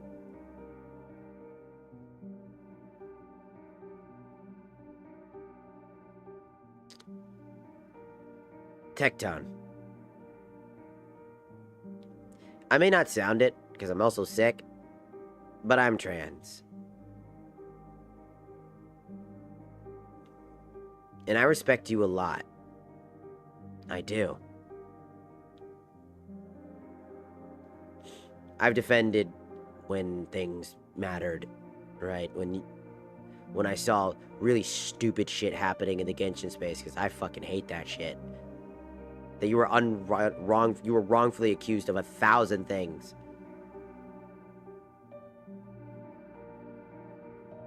I'm not saying that you have to do anything. I'm not saying that it's a betrayal. What I'm saying is I am damn curious what you meant by that. Because that was such an out-of-pocket statement. Have you just filled yourself in a room of people that have the same opinion about trans people?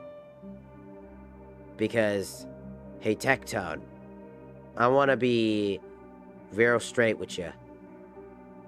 The LGBTQ plus whatever the fuck nonsense this shit is at this point has gotten so out of hand that there are fakers in this community everywhere. There are people transitioning not because they actually want to transition, because they feel like they genuinely are something that they are not.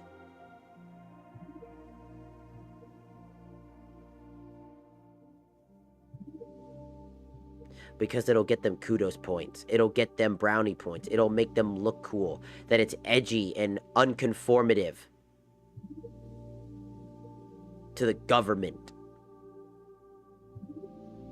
There are fakers everywhere who plant themselves in this community and pretend to be a part of it, trying to quote-unquote defend it. And I'm here to make a stand for that. What I'm trying to say is, when I mean a stand for that, I mean a stand against it. To spread awareness that there are liars in that community everywhere.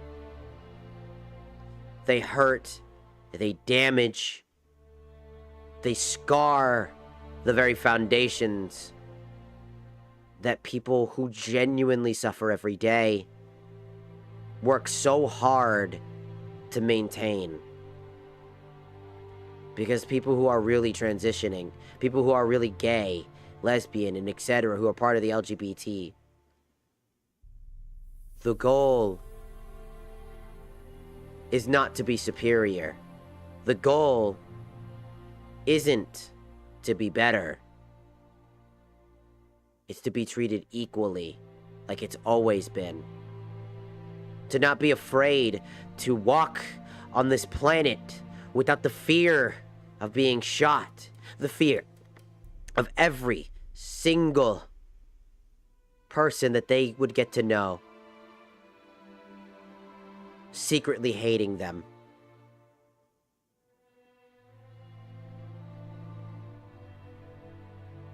They don't get a choice in this matter.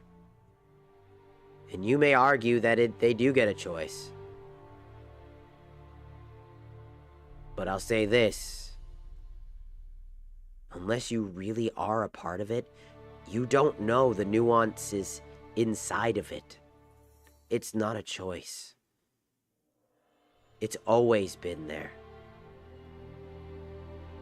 Deep down in their very essence of who they were and who they are,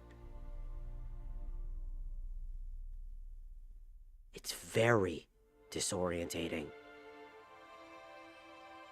And it's very painful to walk around trying to be the person that you are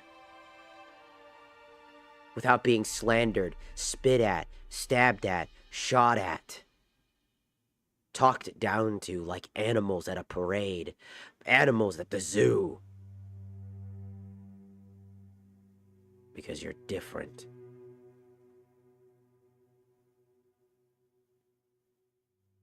So again, Tectone, I ask, what do you mean? Because all I want is some tiny bit of info of what you really mean by that. Because I'll tell you how I think it feels right now, from your words alone. You think transgenders aren't real. You think that their struggles are invalid, that they are just a man pretending to be a woman, and a woman pretending to be a man. But Tectone, did you know that most female to males don't have it as bad as male to females? You know, MTF from FTM. Do you want to know why it's not as frowned upon? It's the exact same reason why the MTFs are hated so much. People treat them like their birth gender, no matter the circumstance. So they're treated like women, and most men like women. Duh.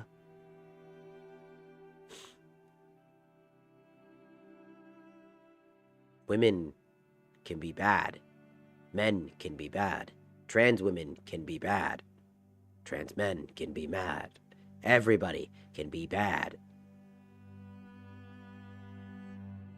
There are people who use the transgender notion to do creepy things. And that disgusts me. Because those are fake people. Those are just creepy people. I don't go to gyms because I'm afraid of being ridiculed. I'm afraid to go to the bathroom in public for being ostracized or shunned or potentially killed over it. Because people have killed for way less. I struggle with myself and my own images, just like everybody else in this community. And I know you've struggled yourself, my guy. That's why I resonated with you. And it just disappoints me. Legitimately disappoints me. Because it's not your fault.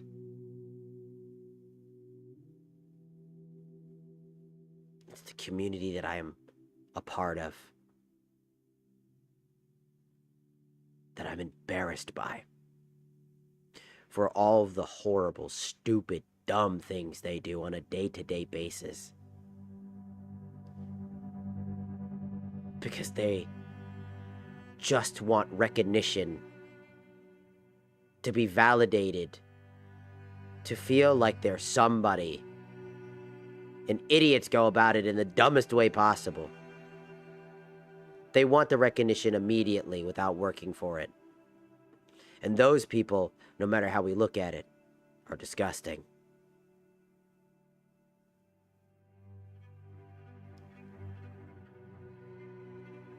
But I guess maybe generalizing, and I'm not saying that's what you're doing, but it is common. Generalizing everybody into that rope is easier than trying to find the real nuance between it all. Transgenders are bad because X, Y, and Z people are bad.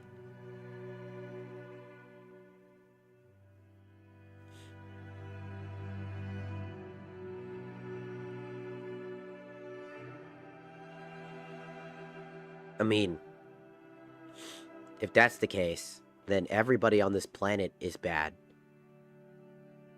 Because the same argument applies. Transgender person is still a human being. Thus, all humans are bad, right? If we generalize it even further, the gender part doesn't even matter. Humans are just bad. And they are.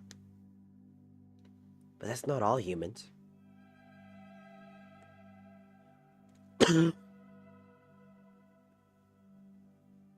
We're all special in our own way. We all struggle with different things.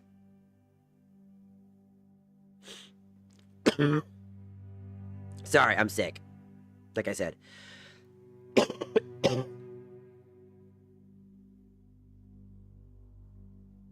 So, Tectone, if somehow you see this part, like, at all, may I ask that you elaborate on that statement?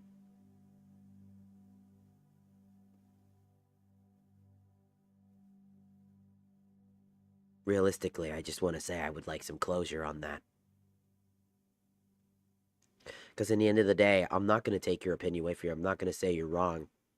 Instead, what I'll do is agree to disagree and then walk away. Will I be upset, as in sad, that because you were a content creator I genuinely liked watching and supporting? Yeah. Duh, I think anybody would be like that if they found out their favorite content creator didn't like them.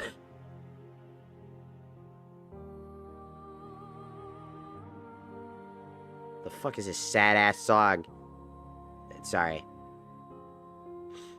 But what I'm saying is, I would like for you to elaborate so that I may find that closure and walk away if I need to. If you're wanting to have a discussion and talk more in depth about this, I am more than willing to be open to talk. Because unironically, I also agree a lot of transgender people are a little dumb as a transgender. Because the idea of transgender people right now is obscured by a bunch of fake-ass people. And just really unnecessarily creepy people. Using becoming a woman as a tool to be creepy to women even further. And that pisses me off to no fucking end.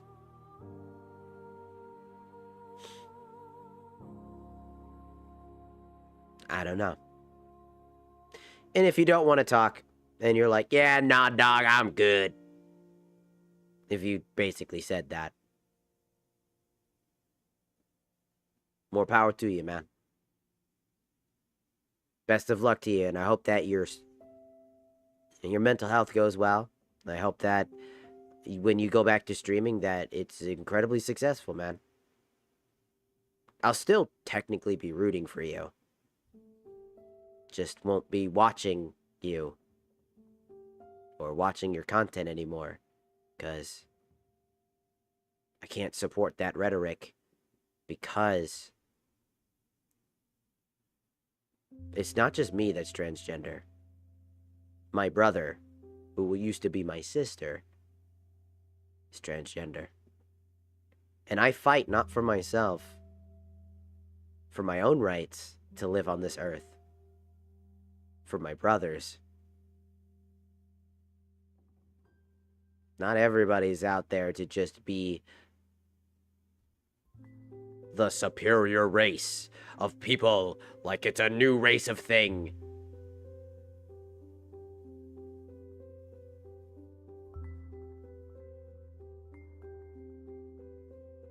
This is basically it. So best of luck to you, man. Stay strong. Stay true to yourself.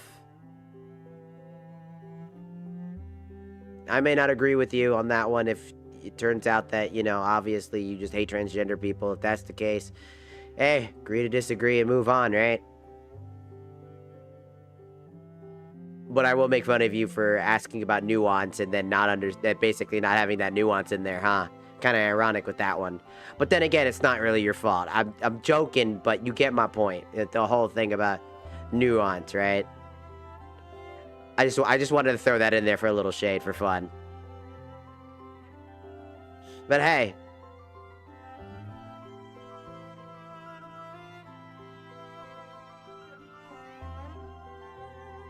Love you, man. And I hope you find that family you're looking for. That one special lady that you're looking for in life. You do deserve to be happy. Everyone deserves a form of happiness.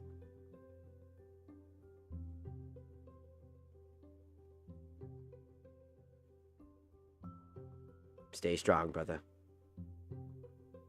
In the next life, maybe. In the next life. And that's my message to Tectone that I wanted to talk about. Because I just wanted to know. I really just wanted to know. And I don't think he'll ever see this. I don't think this will ever spread anywhere near. If somebody wants to clip it or whatever and like make like a clipping thing or whatever channel for it to basically like send that off, it's like a message to Tectone or something like that, feel free to do that. I implore you. But I'll let this shit just fade into the aether sphere.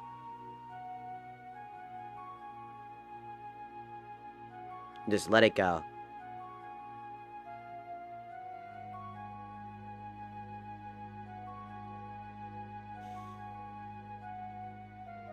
Life has a lot of different doors, and it's quite hard to really understand where we all stand in this life. To be comfortable with yourself is to argue with yourself. It's to acknowledge yourself. It's to be comfortable in your own skin. And I'm nowhere near that. I've got a lot of flaws and a lot of demons I still need to fight.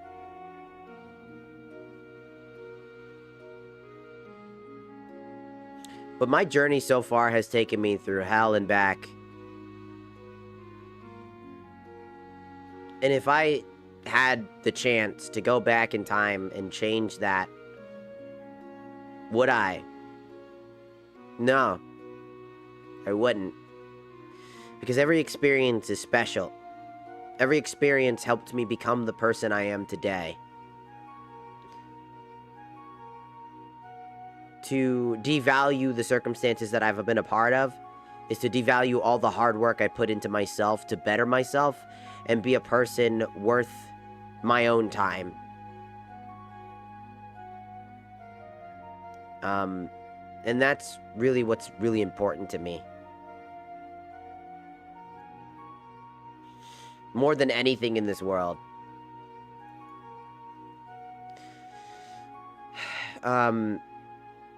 It's quite hard to put into a lot of words.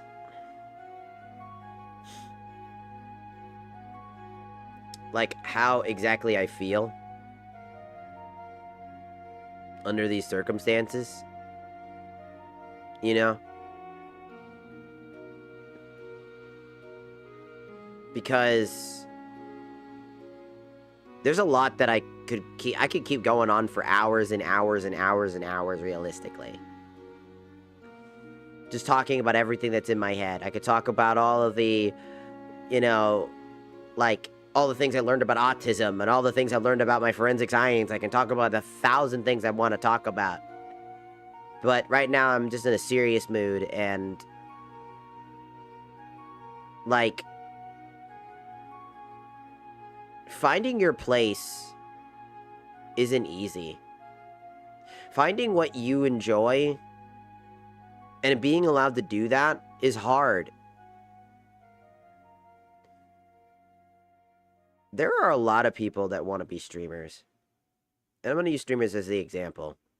Because that's what I'm doing right now. I want to be a streamer. As in, like, you know, one that can do this every day. Get paid to do this. Go visit my family. Using the money that I earned.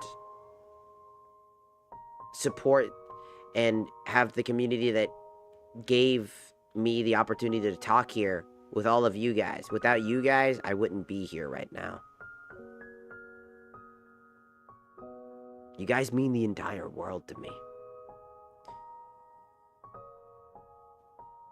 And it's why I hate, not hate, but I dislike the larger content creator sphere right now. It's filled to the brim with brand streamers and close-knit communities that never branch out or try to branch out unless it's lucrative. It feels like the world is trying so hard to destroy the hopes and dreams of those who are truly in love with with their passions.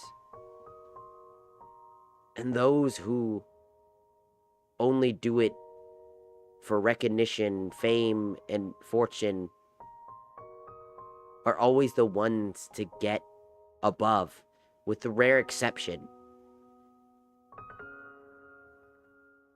And it makes me lose hope sometimes. But we reached 1,000 on YouTube. We're almost at 2,000 on TikTok. And we have 542 on Twitch. That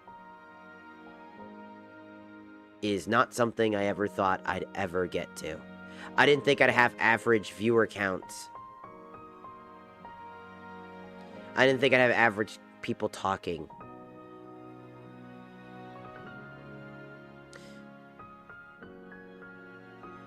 And it makes me happy that even when I talk like this, when I spill my heart and my soul, my very essence,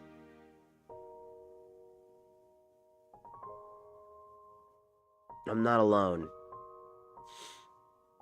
That there are still people that are willing to listen, that are willing to be here, if you will.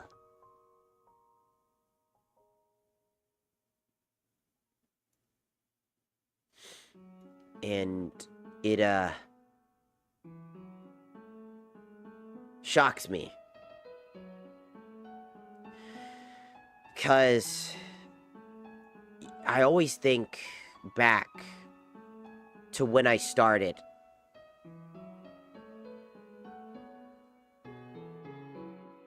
And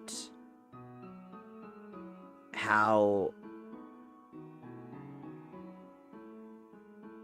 everything is, you know?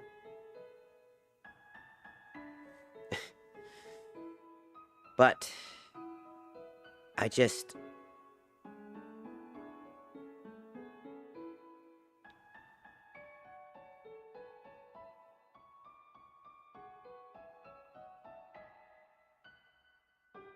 I'm in love with streaming. It's one of my genuine passions. It's my very real,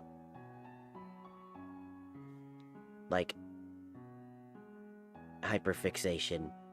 It's my passion. The very essence of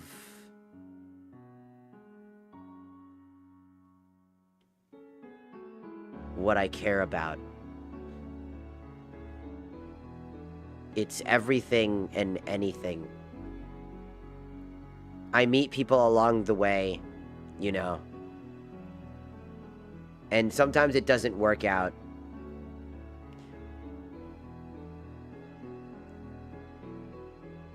Do I get mad at, like, some of it? Yes, of fucking course I do. I'm not gonna sugarcoat that. I was mad about being essentially left on red and left in perpetual silence. Because you already know how I feel. I've said it. My piece on that.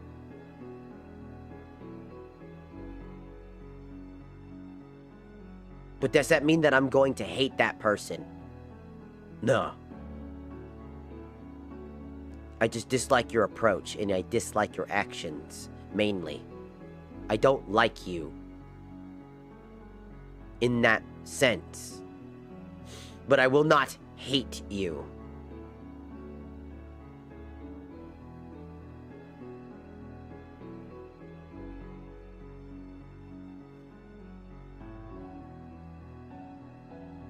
Because to me, silence is all but telling without telling. You wear a mask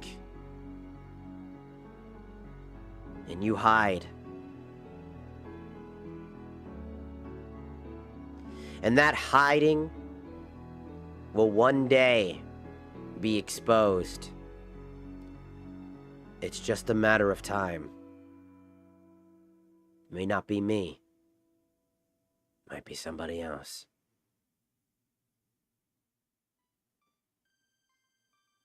There's a part of yourself that you don't feel comfortable with. A part of you that you're afraid of. And hey, so am I. I have a part of myself I also don't like. But I said it out loud. Because the first sign of improvement is to acknowledge it. I acknowledge it exists. And I'm working on bettering myself and it. Because that's important. But when you wear a mask to hide that from the world and yourself, you're hiding from criticism. You're hiding from responsibility. That is why I vehemently don't like it. Because what could have been said, should have been said, and it would have solved a lot of problems. In fact, you know what's hilarious? I watched the Scott Pilgrim, the new show for Scott Pilgrim, by the way. Scott Pilgrim Takes Off, as it's called. Which, by the way, there's a game for that, like a new game for Scott Pilgrim, that will come out at some point, and I'm excited for that because it's actually the continuation of the animation. I'm not even kidding you. It's legitimately the continuation of the of that show. But what's really cool about that show is it talks exactly about what happens when you don't communicate. Scott Pilgrim, he goes through his normal aspect of his life, right? And in this version of Scott Pilgrim, he gets taken away from the first evil boyfriend fight, and instead of winning, he looks as if he loses, but he's actually kidnapped into the future by himself, who tells him that winning against all of the boyfriends was a mistake, as Ramona broke his heart, as they got divorced, or whatever. But it turns out that every single problem was actually just communication problems. Ramona and Scott love each other, and they've always loved each other. The problem is that they had a hard time communicating. And that the entire precipice of the show's problem antagonist is literally, oops, I should have said something, but I didn't because I overthought it. The moral of the story is to just be there for the one you love and be not afraid to talk. And that can apply to anything and everything. Your friends, your family, and much more. It's ironic that that show said exactly what I said in the form of an animation through 8 episodes. Where it's the idea that a simple dose of, like, words can be more powerful and more useful than your very fists.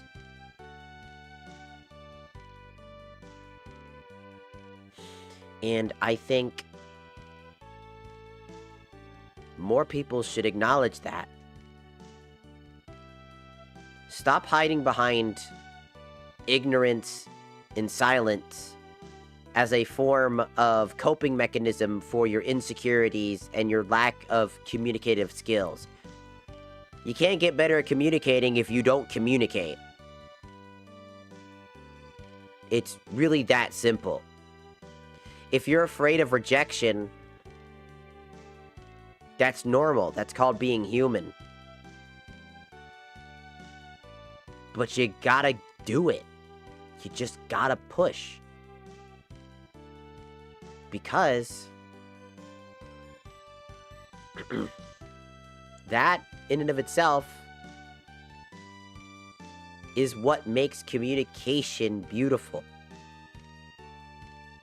Not everything is supposed to go your way. Not everything is supposed to be perfect. It's okay to mess up your words. It's okay to, not really know what you're trying to get at. It's okay to just try to talk it out. That doesn't mean that it'll work out. It might not even work at all. And from there, that's when you take the next steps. Like, if I talk to a friend and I try to express to them, I need them to stop doing this particular thing because it's getting annoying, and they go and they don't listen to that and they get really fucking defensive over it and they just blame me for all this shit, I've done my piece. I've done what I can. I've talked. I tried. I could keep going for a little longer if I really feel like maybe they'll listen to me. But if I feel like I said what I said and I just don't think that they're going to change, my next step is to just cut ties. I'll just be like, dude, I don't think this is going to work out. I've tried multiple times to, tell you, to communicate with you, to express my concerns, and you brush me off. You may think this is harsh, but I'm cutting ties with you, man.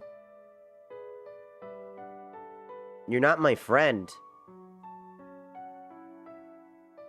When you act like that, when you brush me aside and treat me like lesser, I'd let them know that, and then I'd walk away. Maybe they'll respond, and they'll try to be like, yo, man, what the hell? You're like, man, no, don't go, dude. I'm sorry, man. I'm like, no, you're not sorry. You're sorry because you no longer have control. Own up to that, man. Do better next time. And I'd walk away. Probably block them and move on. Because at that point, that apology, as much as I feel for it and want to believe in them, sometimes you need a harsh reality check to really understand what you lost, what you really did, when that truly matters. Because that's the most important thing. But you can't get there without communicating. To ignore every other step and just ghost them is evil in every capacity. And it'll always be an evil, evil, evil thing to do. Because you're leaving them with their very essence, their thoughts of what they did, wondering what they, what went wrong, because they don't know. Say something.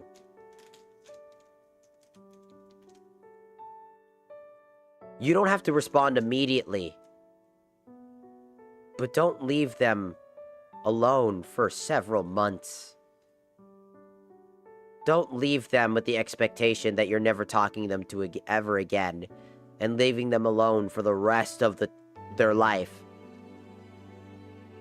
Because that, my friend, that's abusive. That's abuse of power. That's holding something over somebody else. You're not doing them a service. You're not saving them. You're hurting them. We don't use silence in the silent treatment as a form of relief for the other person. We use it as a weapon. It's always been that way. And to gaslight yourself into believing you're doing the right thing by being silent is so telling of the type of person you are.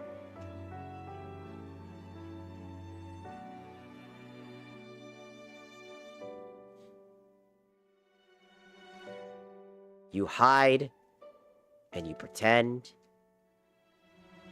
And instead of just opening up to the truth and acknowledging you are a flawed person and being willing to change, you are unwilling to acknowledge that you fucked up. You are unwilling to change, and everybody else is wrong. So thus vice versa, you use these coping mechanisms like silent treatment to be able to not feel the whiplash of your consciousness kicking you in the ass. To feel the sting of being proven wrong. Because if I don't talk, I can't be wrong. That's all it'll ever be.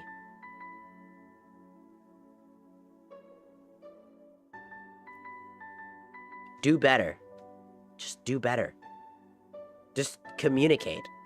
It's not that fucking hard. If we're adults in this world, then we need to start acting like it. We need to grow up, stop being in high school, and legitimately start fucking acting like adults. Because adults, they actually communicate when there's a problem. Even in the most critical moments. Even bar fight bros are communicating between each other before they start throwing hands, dog. Like, it's really not that complicated. So, again, stop using silence for your escape from reality. You need a reality check. All of you. Everybody who does it. Anybody who does it. It's a reality check that's needed. You never know what you're getting yourself into when you do that. You might just find yourself alone. You might not even know that when you isolate somebody like this, you might just condemn them to a fate far worse than if you even said anything in the first place. Do you really want to do that to a person? Are you so willing to do that to somebody?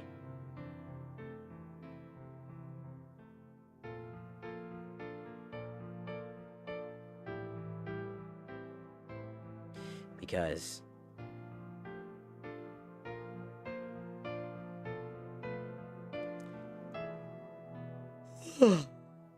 I'm finally feeling tired. Oh my god, that's crazy. I've not slept at all. I was just waiting for meds to kick in, realistically.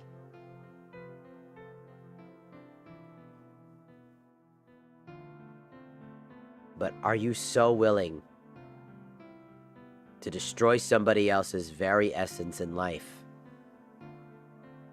over the fear of being wrong, the fear of rejection, the fear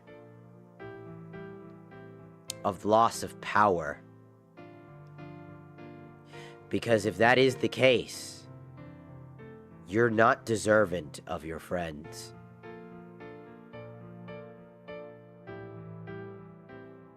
You're undeserved of everything you've ever been.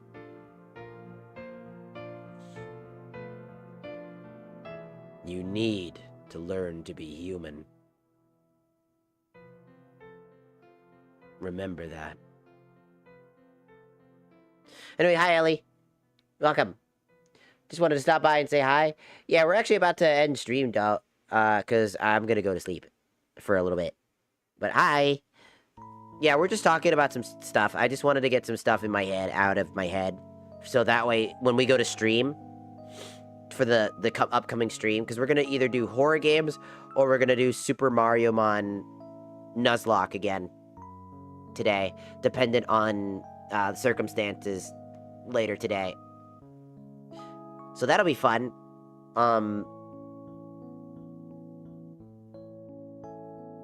But yeah, I have moments where I talk a lot, and I'm realizing that I'm bleeding a lot of my inner thoughts for way too long instead of playing the video games I should be playing. and just being entertaining. Instead, I'm yippity yippity yapping and yapping during gameplay instead of just taking some time to just yap before stream, which I think I should start doing, is like maybe like yapping for like a while, you know? I think that would just be a good thing, and then be able to like just start gaming. So, because I like yapping. I yap a lot. I talk about serious things, I talk about goofy things, I talk about whatever, you know? And so, that's why I just wanted to, like, sit down and just have a yap session. And what I was talking about is something that I hold personal to me. Communication is my bread and butter.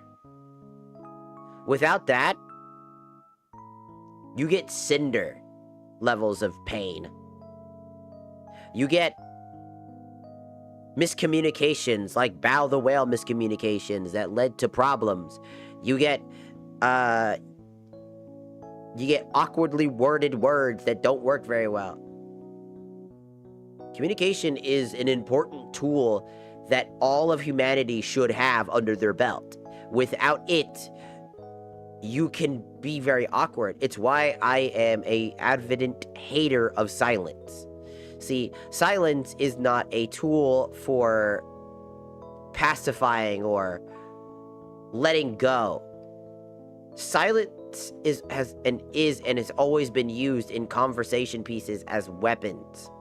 By being silent, you are refusing to communicate. And by refusing to communicate, you are leaving people with their thoughts and wondering what's going on. You're holding something over their head. You're doing it on purpose. Silence is done with intention. That is why silence in and of itself is a negative thing. That's why if you try to leave a friend group, but you don't communicate, yo, dog, bro, here's what's going on, like, what the fuck, can we not do that? You know, like, if your friend's like, I don't know, like, let's say, like, your friend starts talking about your mom or something like that, makes you really uncomfortable about how much he wants to fuck your mom or something like that, or whatever, right? You're uncomfortable with that. Just be like, hey, can we, like, I'm being serious here, can we not do that? I think that's really fucked up. Can we please not do that? And they go, dude, it's just a fucking joke. I'm not gonna actually fuck your mom, bro. What the fuck's wrong with you? You're a fucking idiot. You're a retard. You know, they start saying a bunch of shit. And then they do it like several more times. And then you say it like 2 more times. And you're like, dude, seriously. And then after the 3rd time, or even the 1st time, depending on how much tolerance you have, you go, look, you're not listening to me. I'm uncomfortable with this. It's bothering me. And it's clear that you're not gonna listen to me. I'm gonna walk away from this friendship. I don't think it's gonna work out because I feel like I'm not being heard or listened to when I have a concern. That I feel like I'm not being appreciated and I'm just your lackey or punching bag. And if they come back around and like, oh, whoa, bro, I'm sorry, I didn't mean that, dude, what the hell? You know? If you can choose from there, if they just go, whatever, dude, then just walk away. But guess what? You got that confirmation. You got that understanding. You walked away on your own terms. Because you communicated what your terms were. You communicated what the problem was, and it didn't get fixed. So you cut ties. That, my friend, is how you solve problems. That's how you get to the conclusions you get to. Silence doesn't get you to a conclusion. It creates new problems. You make problems.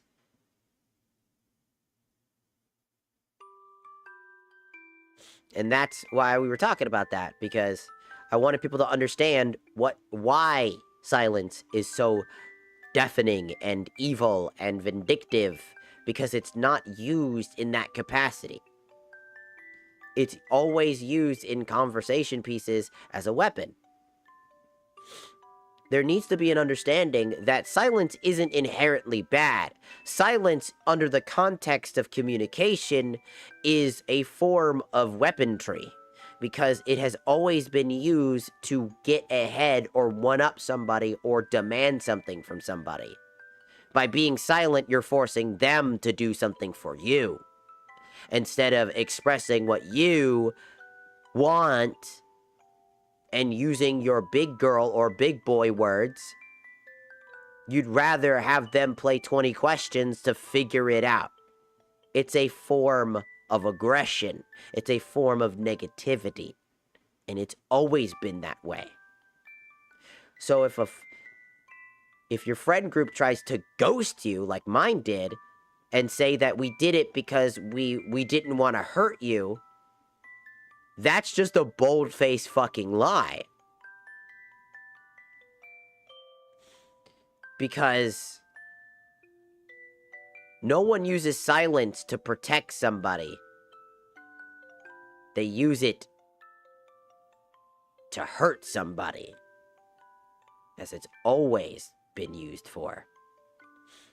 To always make them second guess, to make them talk, to make them figure out what you want.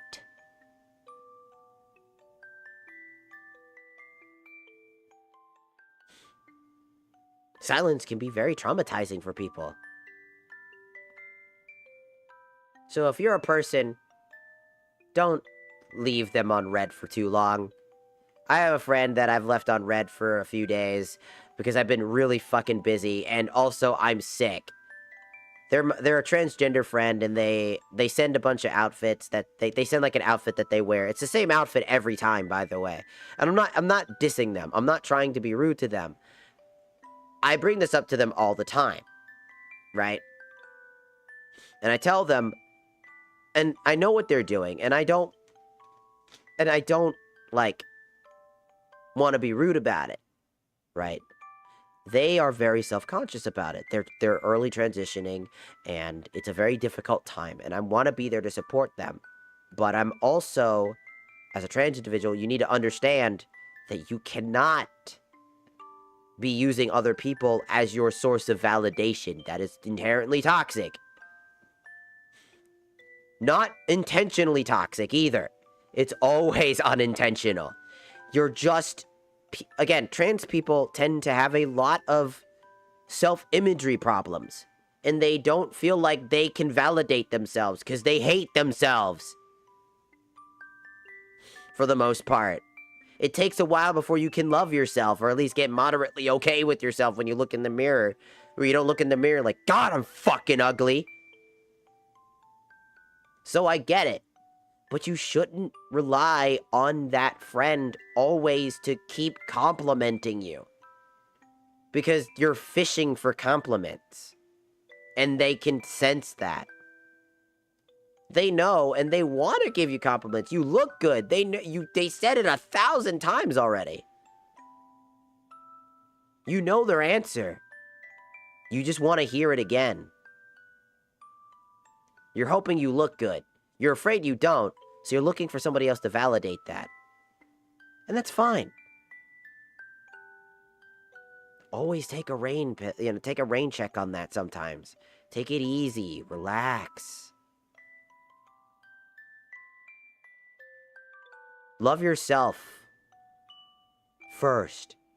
And I don't even love myself. I like myself. I don't love myself. If I had a boyfriend, I'd make a joke that I actually have a boyfriend, so I can't love myself because I have a boyfriend, but I don't have one. So, it would have been a funny joke, but hey. All I can say is this.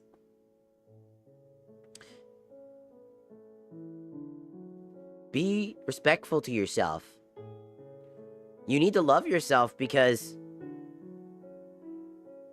you're your first wall of defense.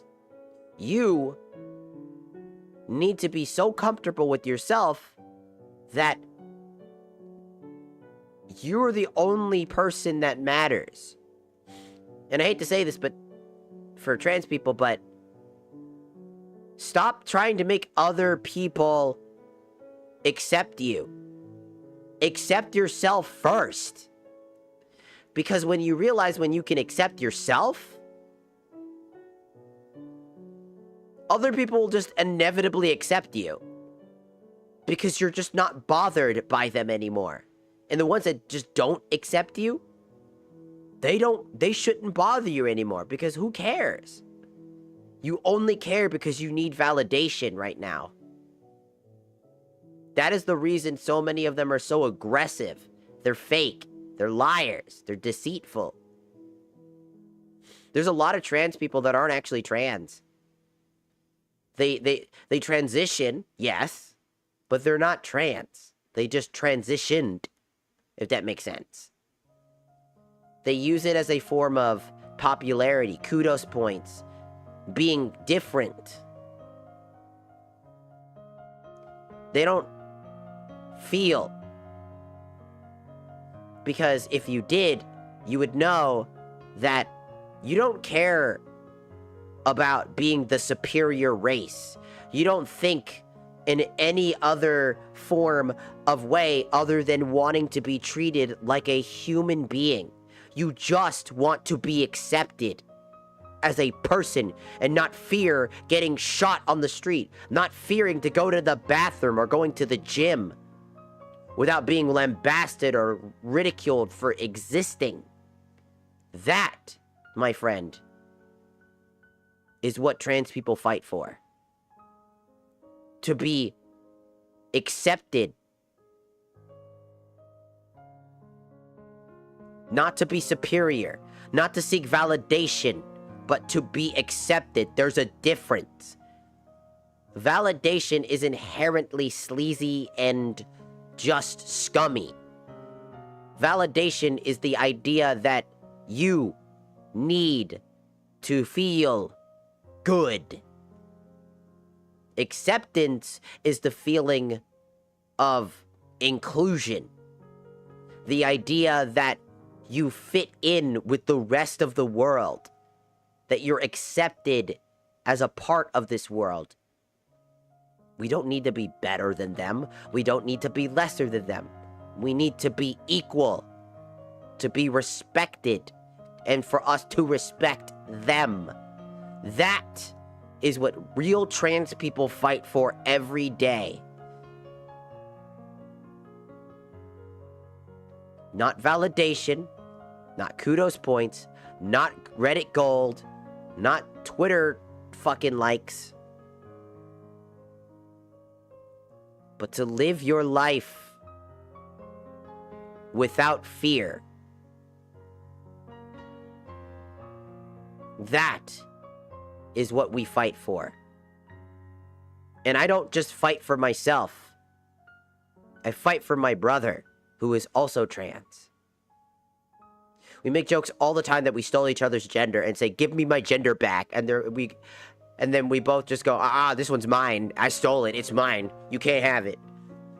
It's a running gag between the two of us because we find it funny.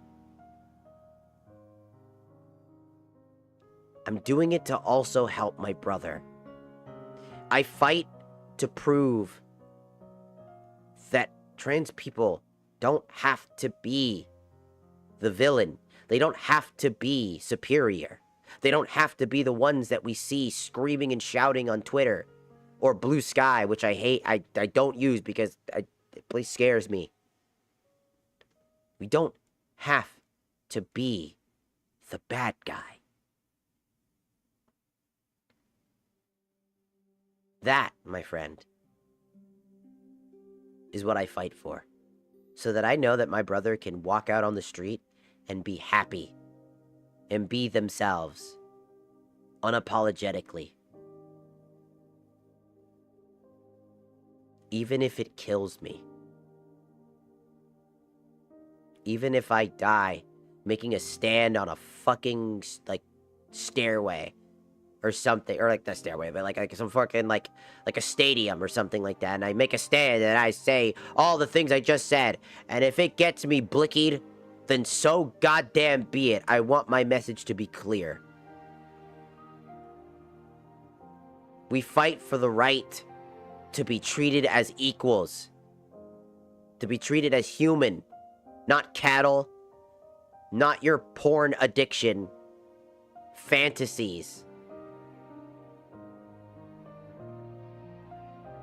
But to be treated like a human being, not a fucking zoo animal, a human. That is what we fight for. That is what we strive for. That is what we want.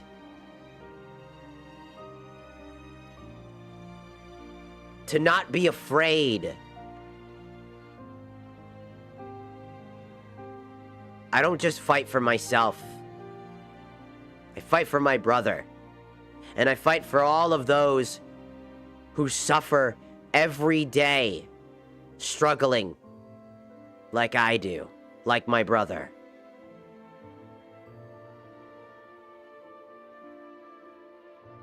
A lot of my family are LGBT, and their families have casted them out. And they have nowhere to go. They have no family. My mom makes a group for them to all be able to correlate with one another, because my mom supports me through and through. I'm lucky to be supported by my mom and my dad in the capacity, by my family. They don't judge me. I'm a lucky one. And I never take that for fucking granted. And that's why I strive so hard to help those who are hurting.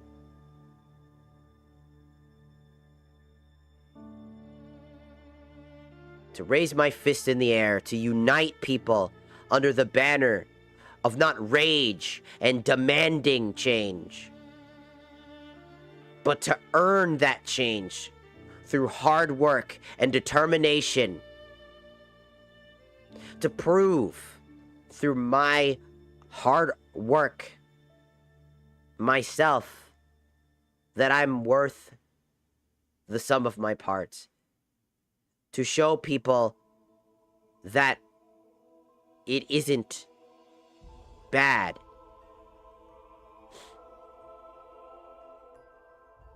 Change doesn't happen overnight. I'm sure that it will not happen in my lifetime.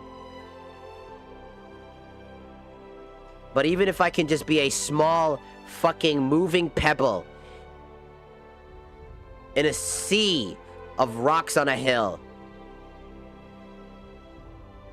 even the smallest of pebbles can turn into the mightiest of avalanches, the mightiest of landslides.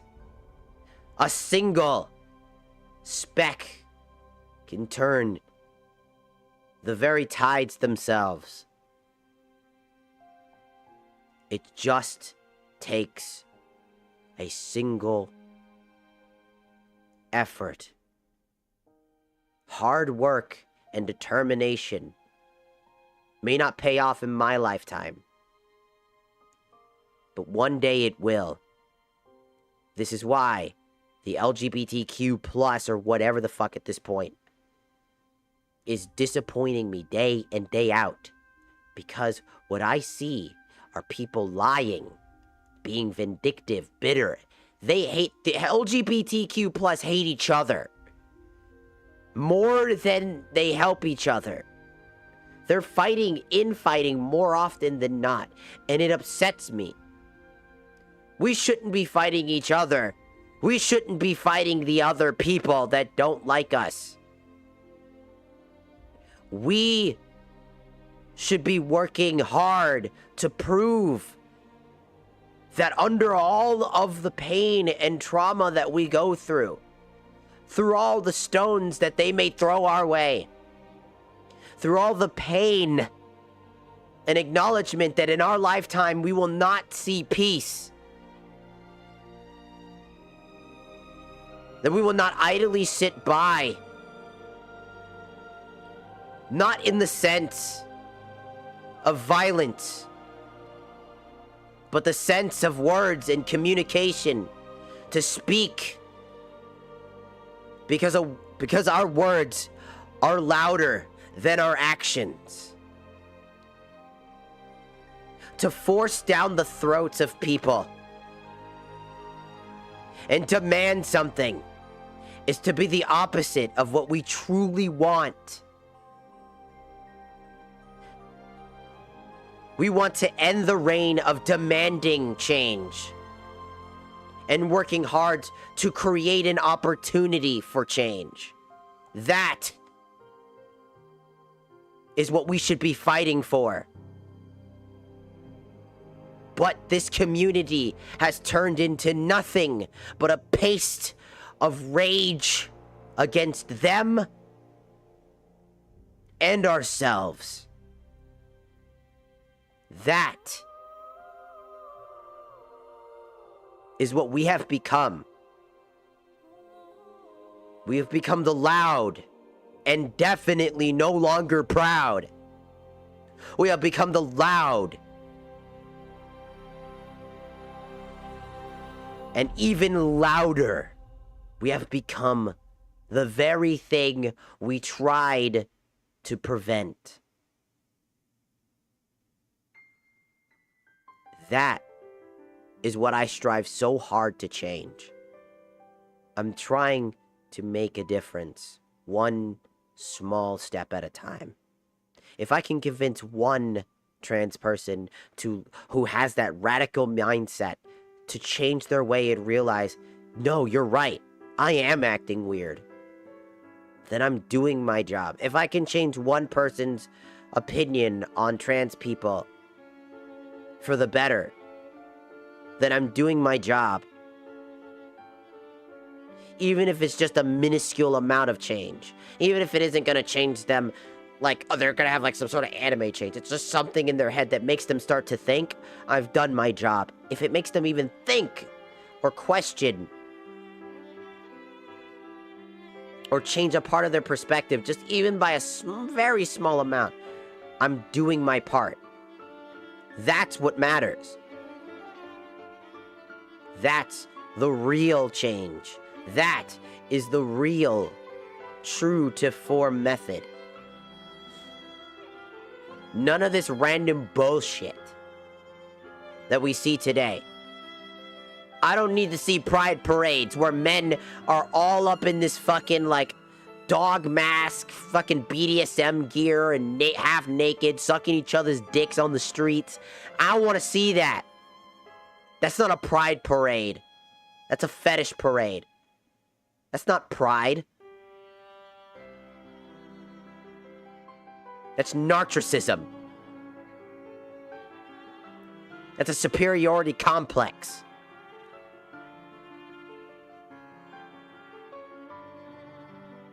That's sexual deviance pretending to be a part of that community. That's not pride. Pride is to be happy with oneself, not one's fetish. To be proud to love men, not proud to fucking carry 3 men on a leash in spandex. You freak. On the street. You weirdo.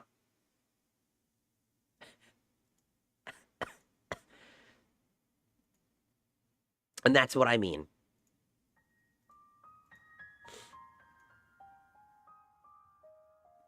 And that's what I've always meant. The LGBT has become nothing more than a glorified, like, cool kids, like, community. It's for the cool, different kids. You want to know why I know this? Did you know that there is a gender now called non-conformant gender? Did you know that there's a gender called non-conformant? Do you even... I didn't even know what that meant. Do you want to know what that means? It means you don't conform to the idealisms of government genders, aka male or female. Do you want to know what we call that in the business? It's called non-binary, you fucking muppet. Fuck's wrong with you? I don't conform to male or female. That's yes, it's a real term, gender. Non-conformant. It's a real term right now.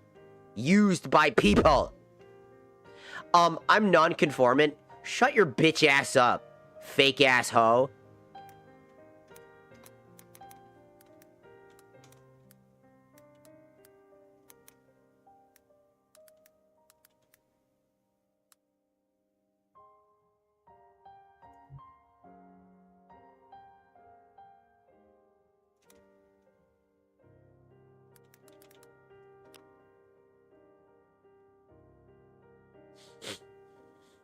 So,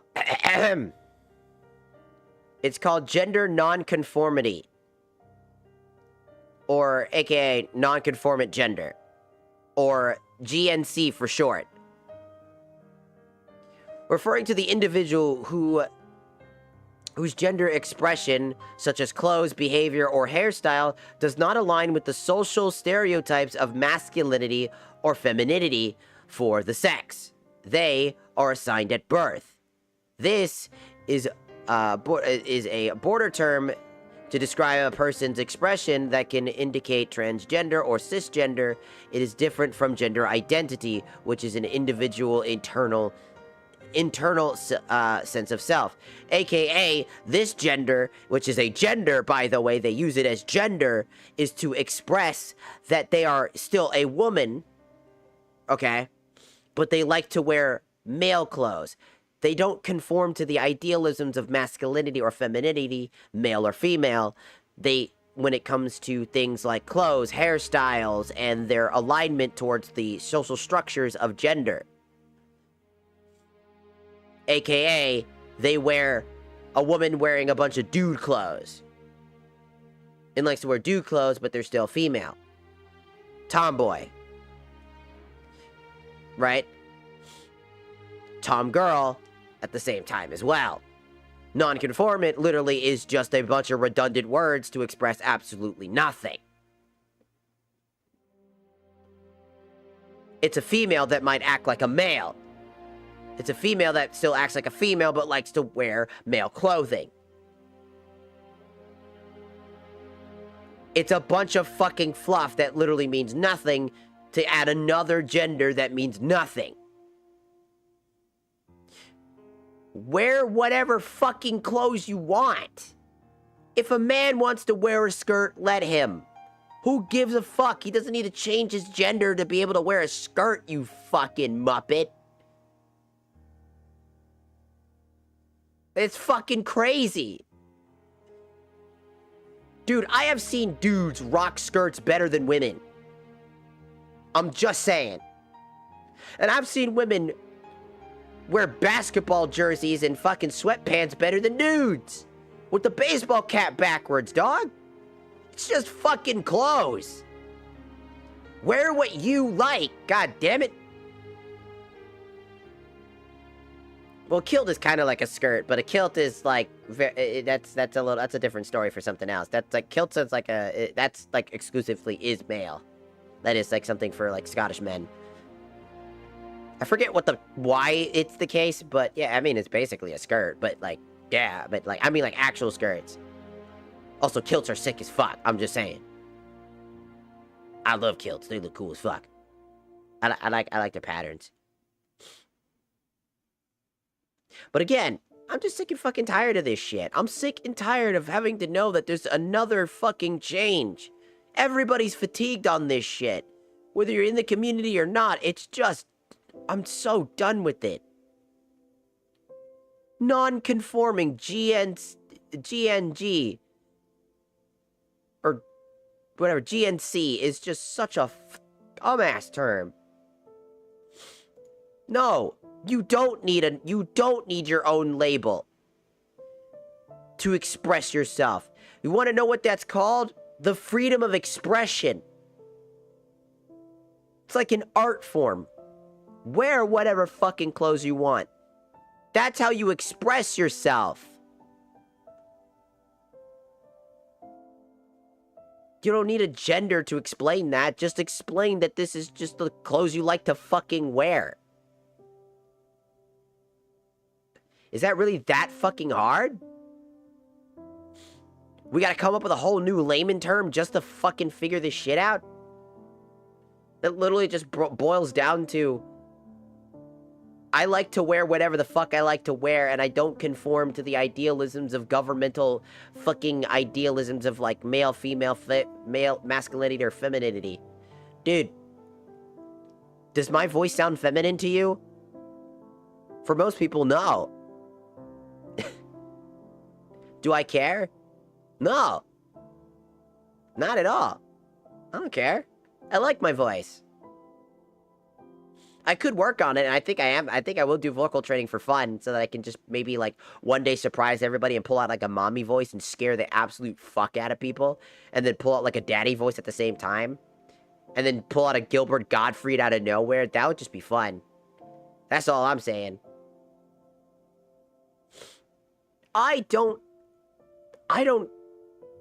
conform to the idealisms of masculinity and femininity because I think that's just stupid. I think the stereotypes between what makes you a female and what makes you a male is stupid.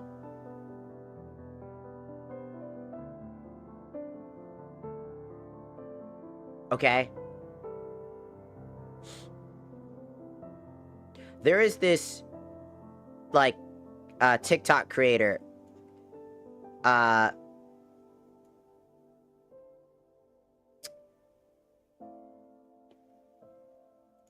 Let me pull them up. I love them a lot. I recently found them. They're super chill. I really like their content, and I want to show it really quickly. I don't know how much I could show for this one, realistically, because there's a little extra.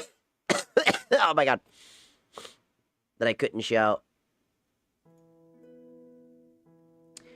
But, I swear to God, I'm crushing on this. I'm crushing on her, man. God, I am crushing on this. You'll see what I'm talking about in a second. You'll see it. I'll show you. Also, if you do see them, please go support them on TikTok. Whoops. That's not what we wanted.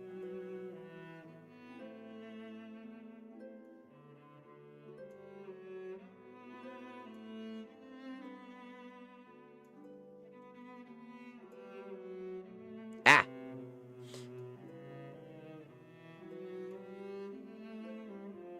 Support them. They are very sweet. They are very, very chill.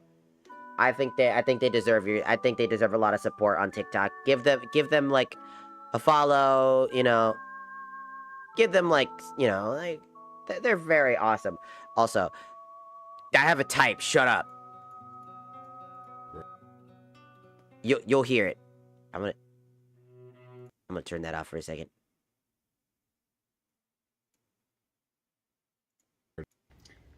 I tried to wear the clothes I used to wear before transitioning. For some reason, because I felt a bit dysphoric, and I felt like, you know what, maybe I actually do feel comfortable in it. That's not true. I feel quite good in it, but I feel like it makes me look like a very problematic masked lesbian. Wait, wait.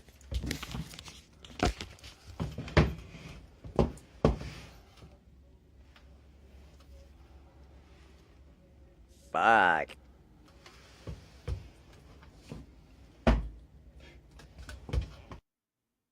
Damn. You get it now? Do you get it? You get it? You get it now? I know you don't believe me, but there is a huge threat. What the fuck is this art stuff? Sorry. Sorry, that looks like shit.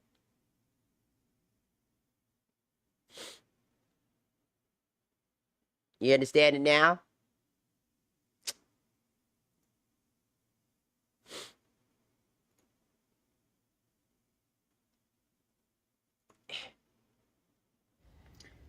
I I tried to. Hold on, I remember there's another one. They're this is their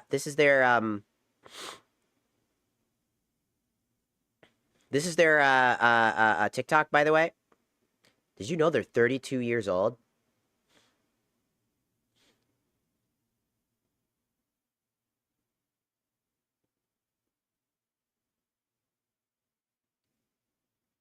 Oh, so good.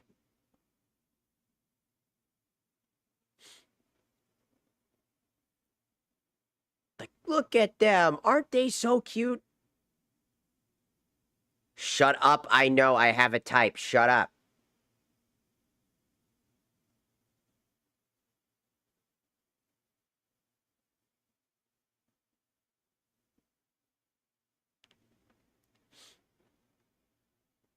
Leave me to my type and my devices.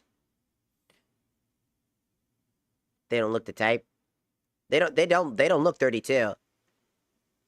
And that's awesome. They are so damn awesome. I love that. They have such fucking stellar outfits. I'm just saying. I believe this is when they were in their early stage of transitioning right here.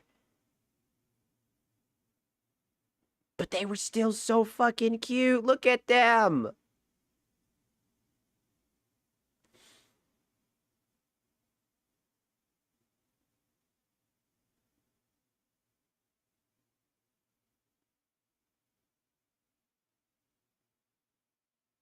God damn. Sorry.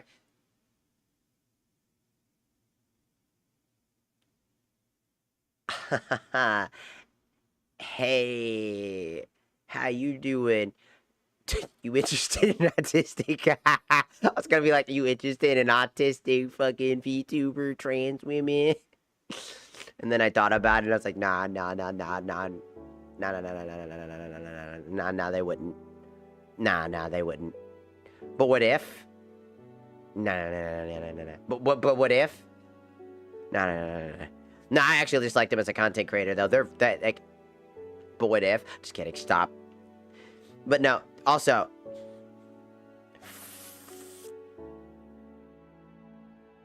Yes, I have a type. Shut up.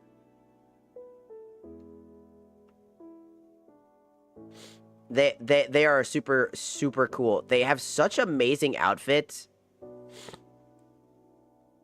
Like, I'm not even kidding you. Their outfit like choices are amazing. Their hairstyle is awesome. Sorry, sniffles.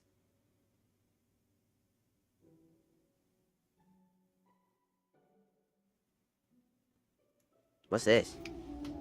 As someone who came from the cat girl era, I feel like there is this gap I could exploit with y'all puppy girls over there. Something tells me that y'all like being commanded. Something which I am very good at. Sit. God. Roll over. Beg. Good boy. Good girl. Who's a good boy? Do you want a little treat? Do you want to sit on my lap? Aw. Who wants to be pat?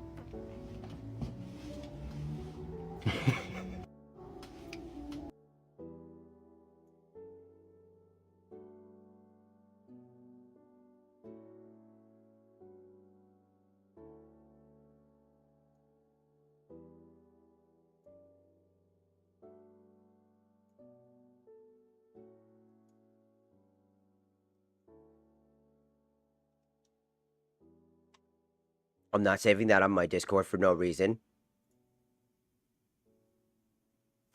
You don't have proof. You don't have proof? I don't know what you're talking about. I'm not saving that for any purposes whatsoever. No, that wouldn't be me at all. That's not me at all.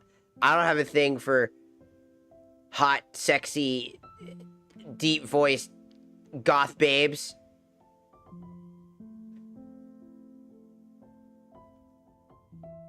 to tell me I'm a good girl.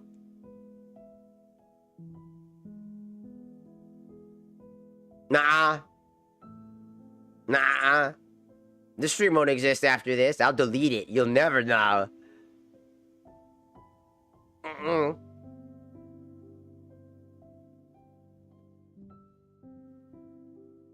Mm-mm. Also, yeah, go support them.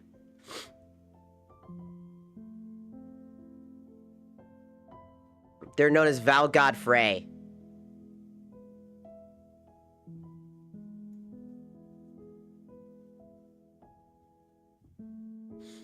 Nah, I'll just ban you. Ha! Just joking.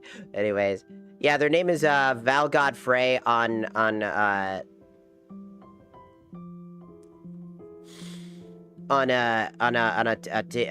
Tiki-Taki side. So if you want to see their content, they do a lot of workout stuff. They talk about just a lot of stuff. They talk about some very real stuff and a lot of the suffering that they go through and just real talk. And they are very sweet. They are very chill. I really, really, really vibe with them. Like, when they started talking about a lot of the serious stuff that they talk about, I completely understood where they came from. I respect them a lot. I may make the joke about, like, thirsting over them, but, like... I mean... But, also, I just generally think they're very sweet. I think they're very cool and very, very, very chill.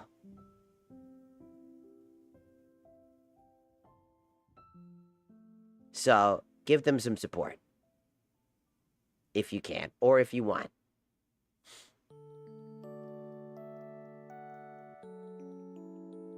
Because I think they are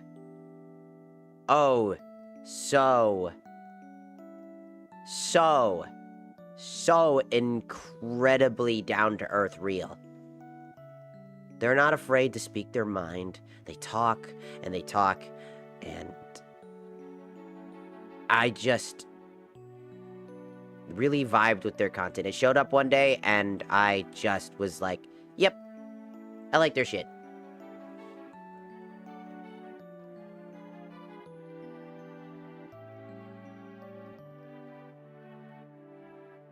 And I think they're hot. I can say that with being nice.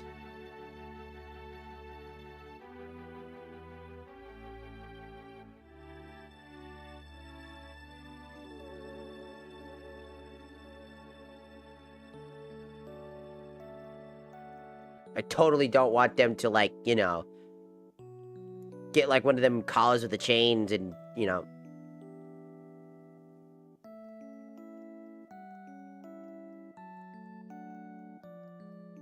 No, that'd be crazy. I'm Satan. I'm supposed to be... business-orientated. And serious. No, I wouldn't want...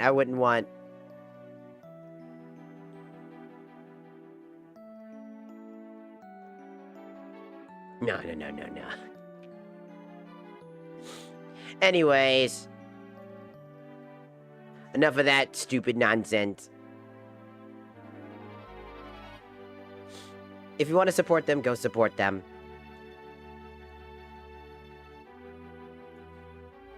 I think we're done for now. I should go get some sleep. Because I haven't slept yet. I think it was a good talk. I had a good time talking. It felt nice to sit down and talk to people in stream, you know?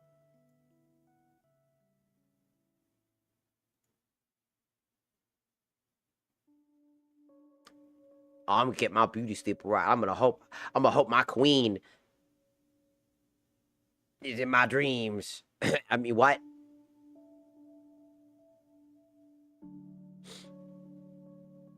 Anyways. But no, for real. Thank you for stopping by and listening to my stupid fucking rants. I want to just say that there isn't any malice towards anybody. Like, if it sounded like I was directing it towards particular people, like, there's no malice towards them. I literally don't have an ounce of hate for people. Sometimes I use people as examples that I have at the top of my head. Maybe that comes out as harsh, insensitive, but I speak the truth. I speak my piece, and I speak what's on my mind. Not everybody will agree. Not everybody will like me for that. But I don't like to sugarcoat, and I don't like to hide things from people. Honesty is a policy. And being communicative is a necessity.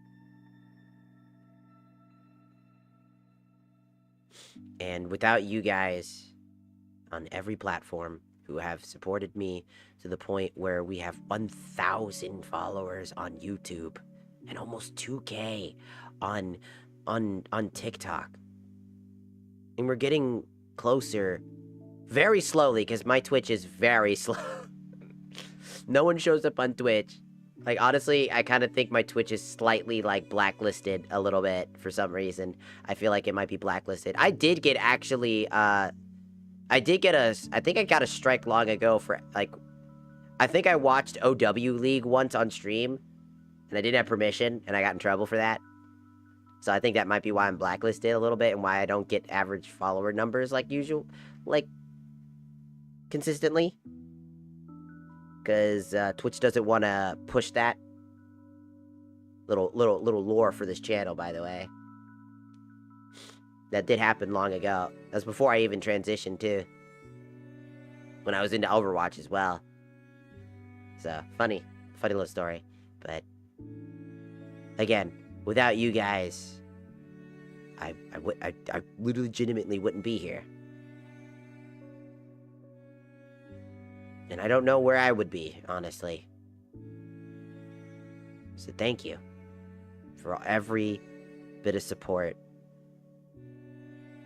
From the bottom of my heart, I thank you.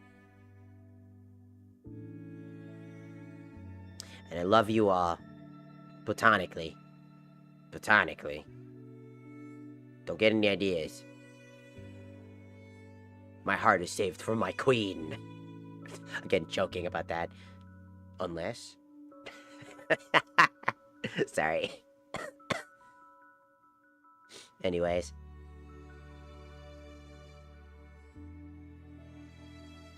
Just thank you. And thank you for listening to my stupid, dumbass rambling about what's been on my mind. And here's to the future. And I hope that you guys stick with me. And if not, I hope that you have a wonderful, wonderful rest of your life.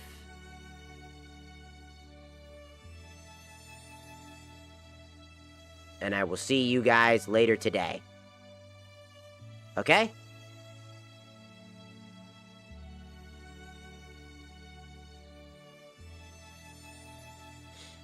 It is time for us to go.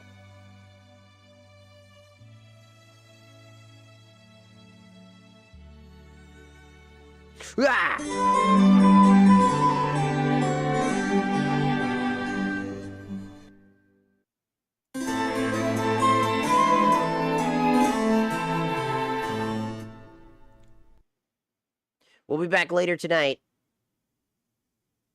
Like I said, we'll be back later tonight. In like, probably 6 hours. Alright. Goodbye.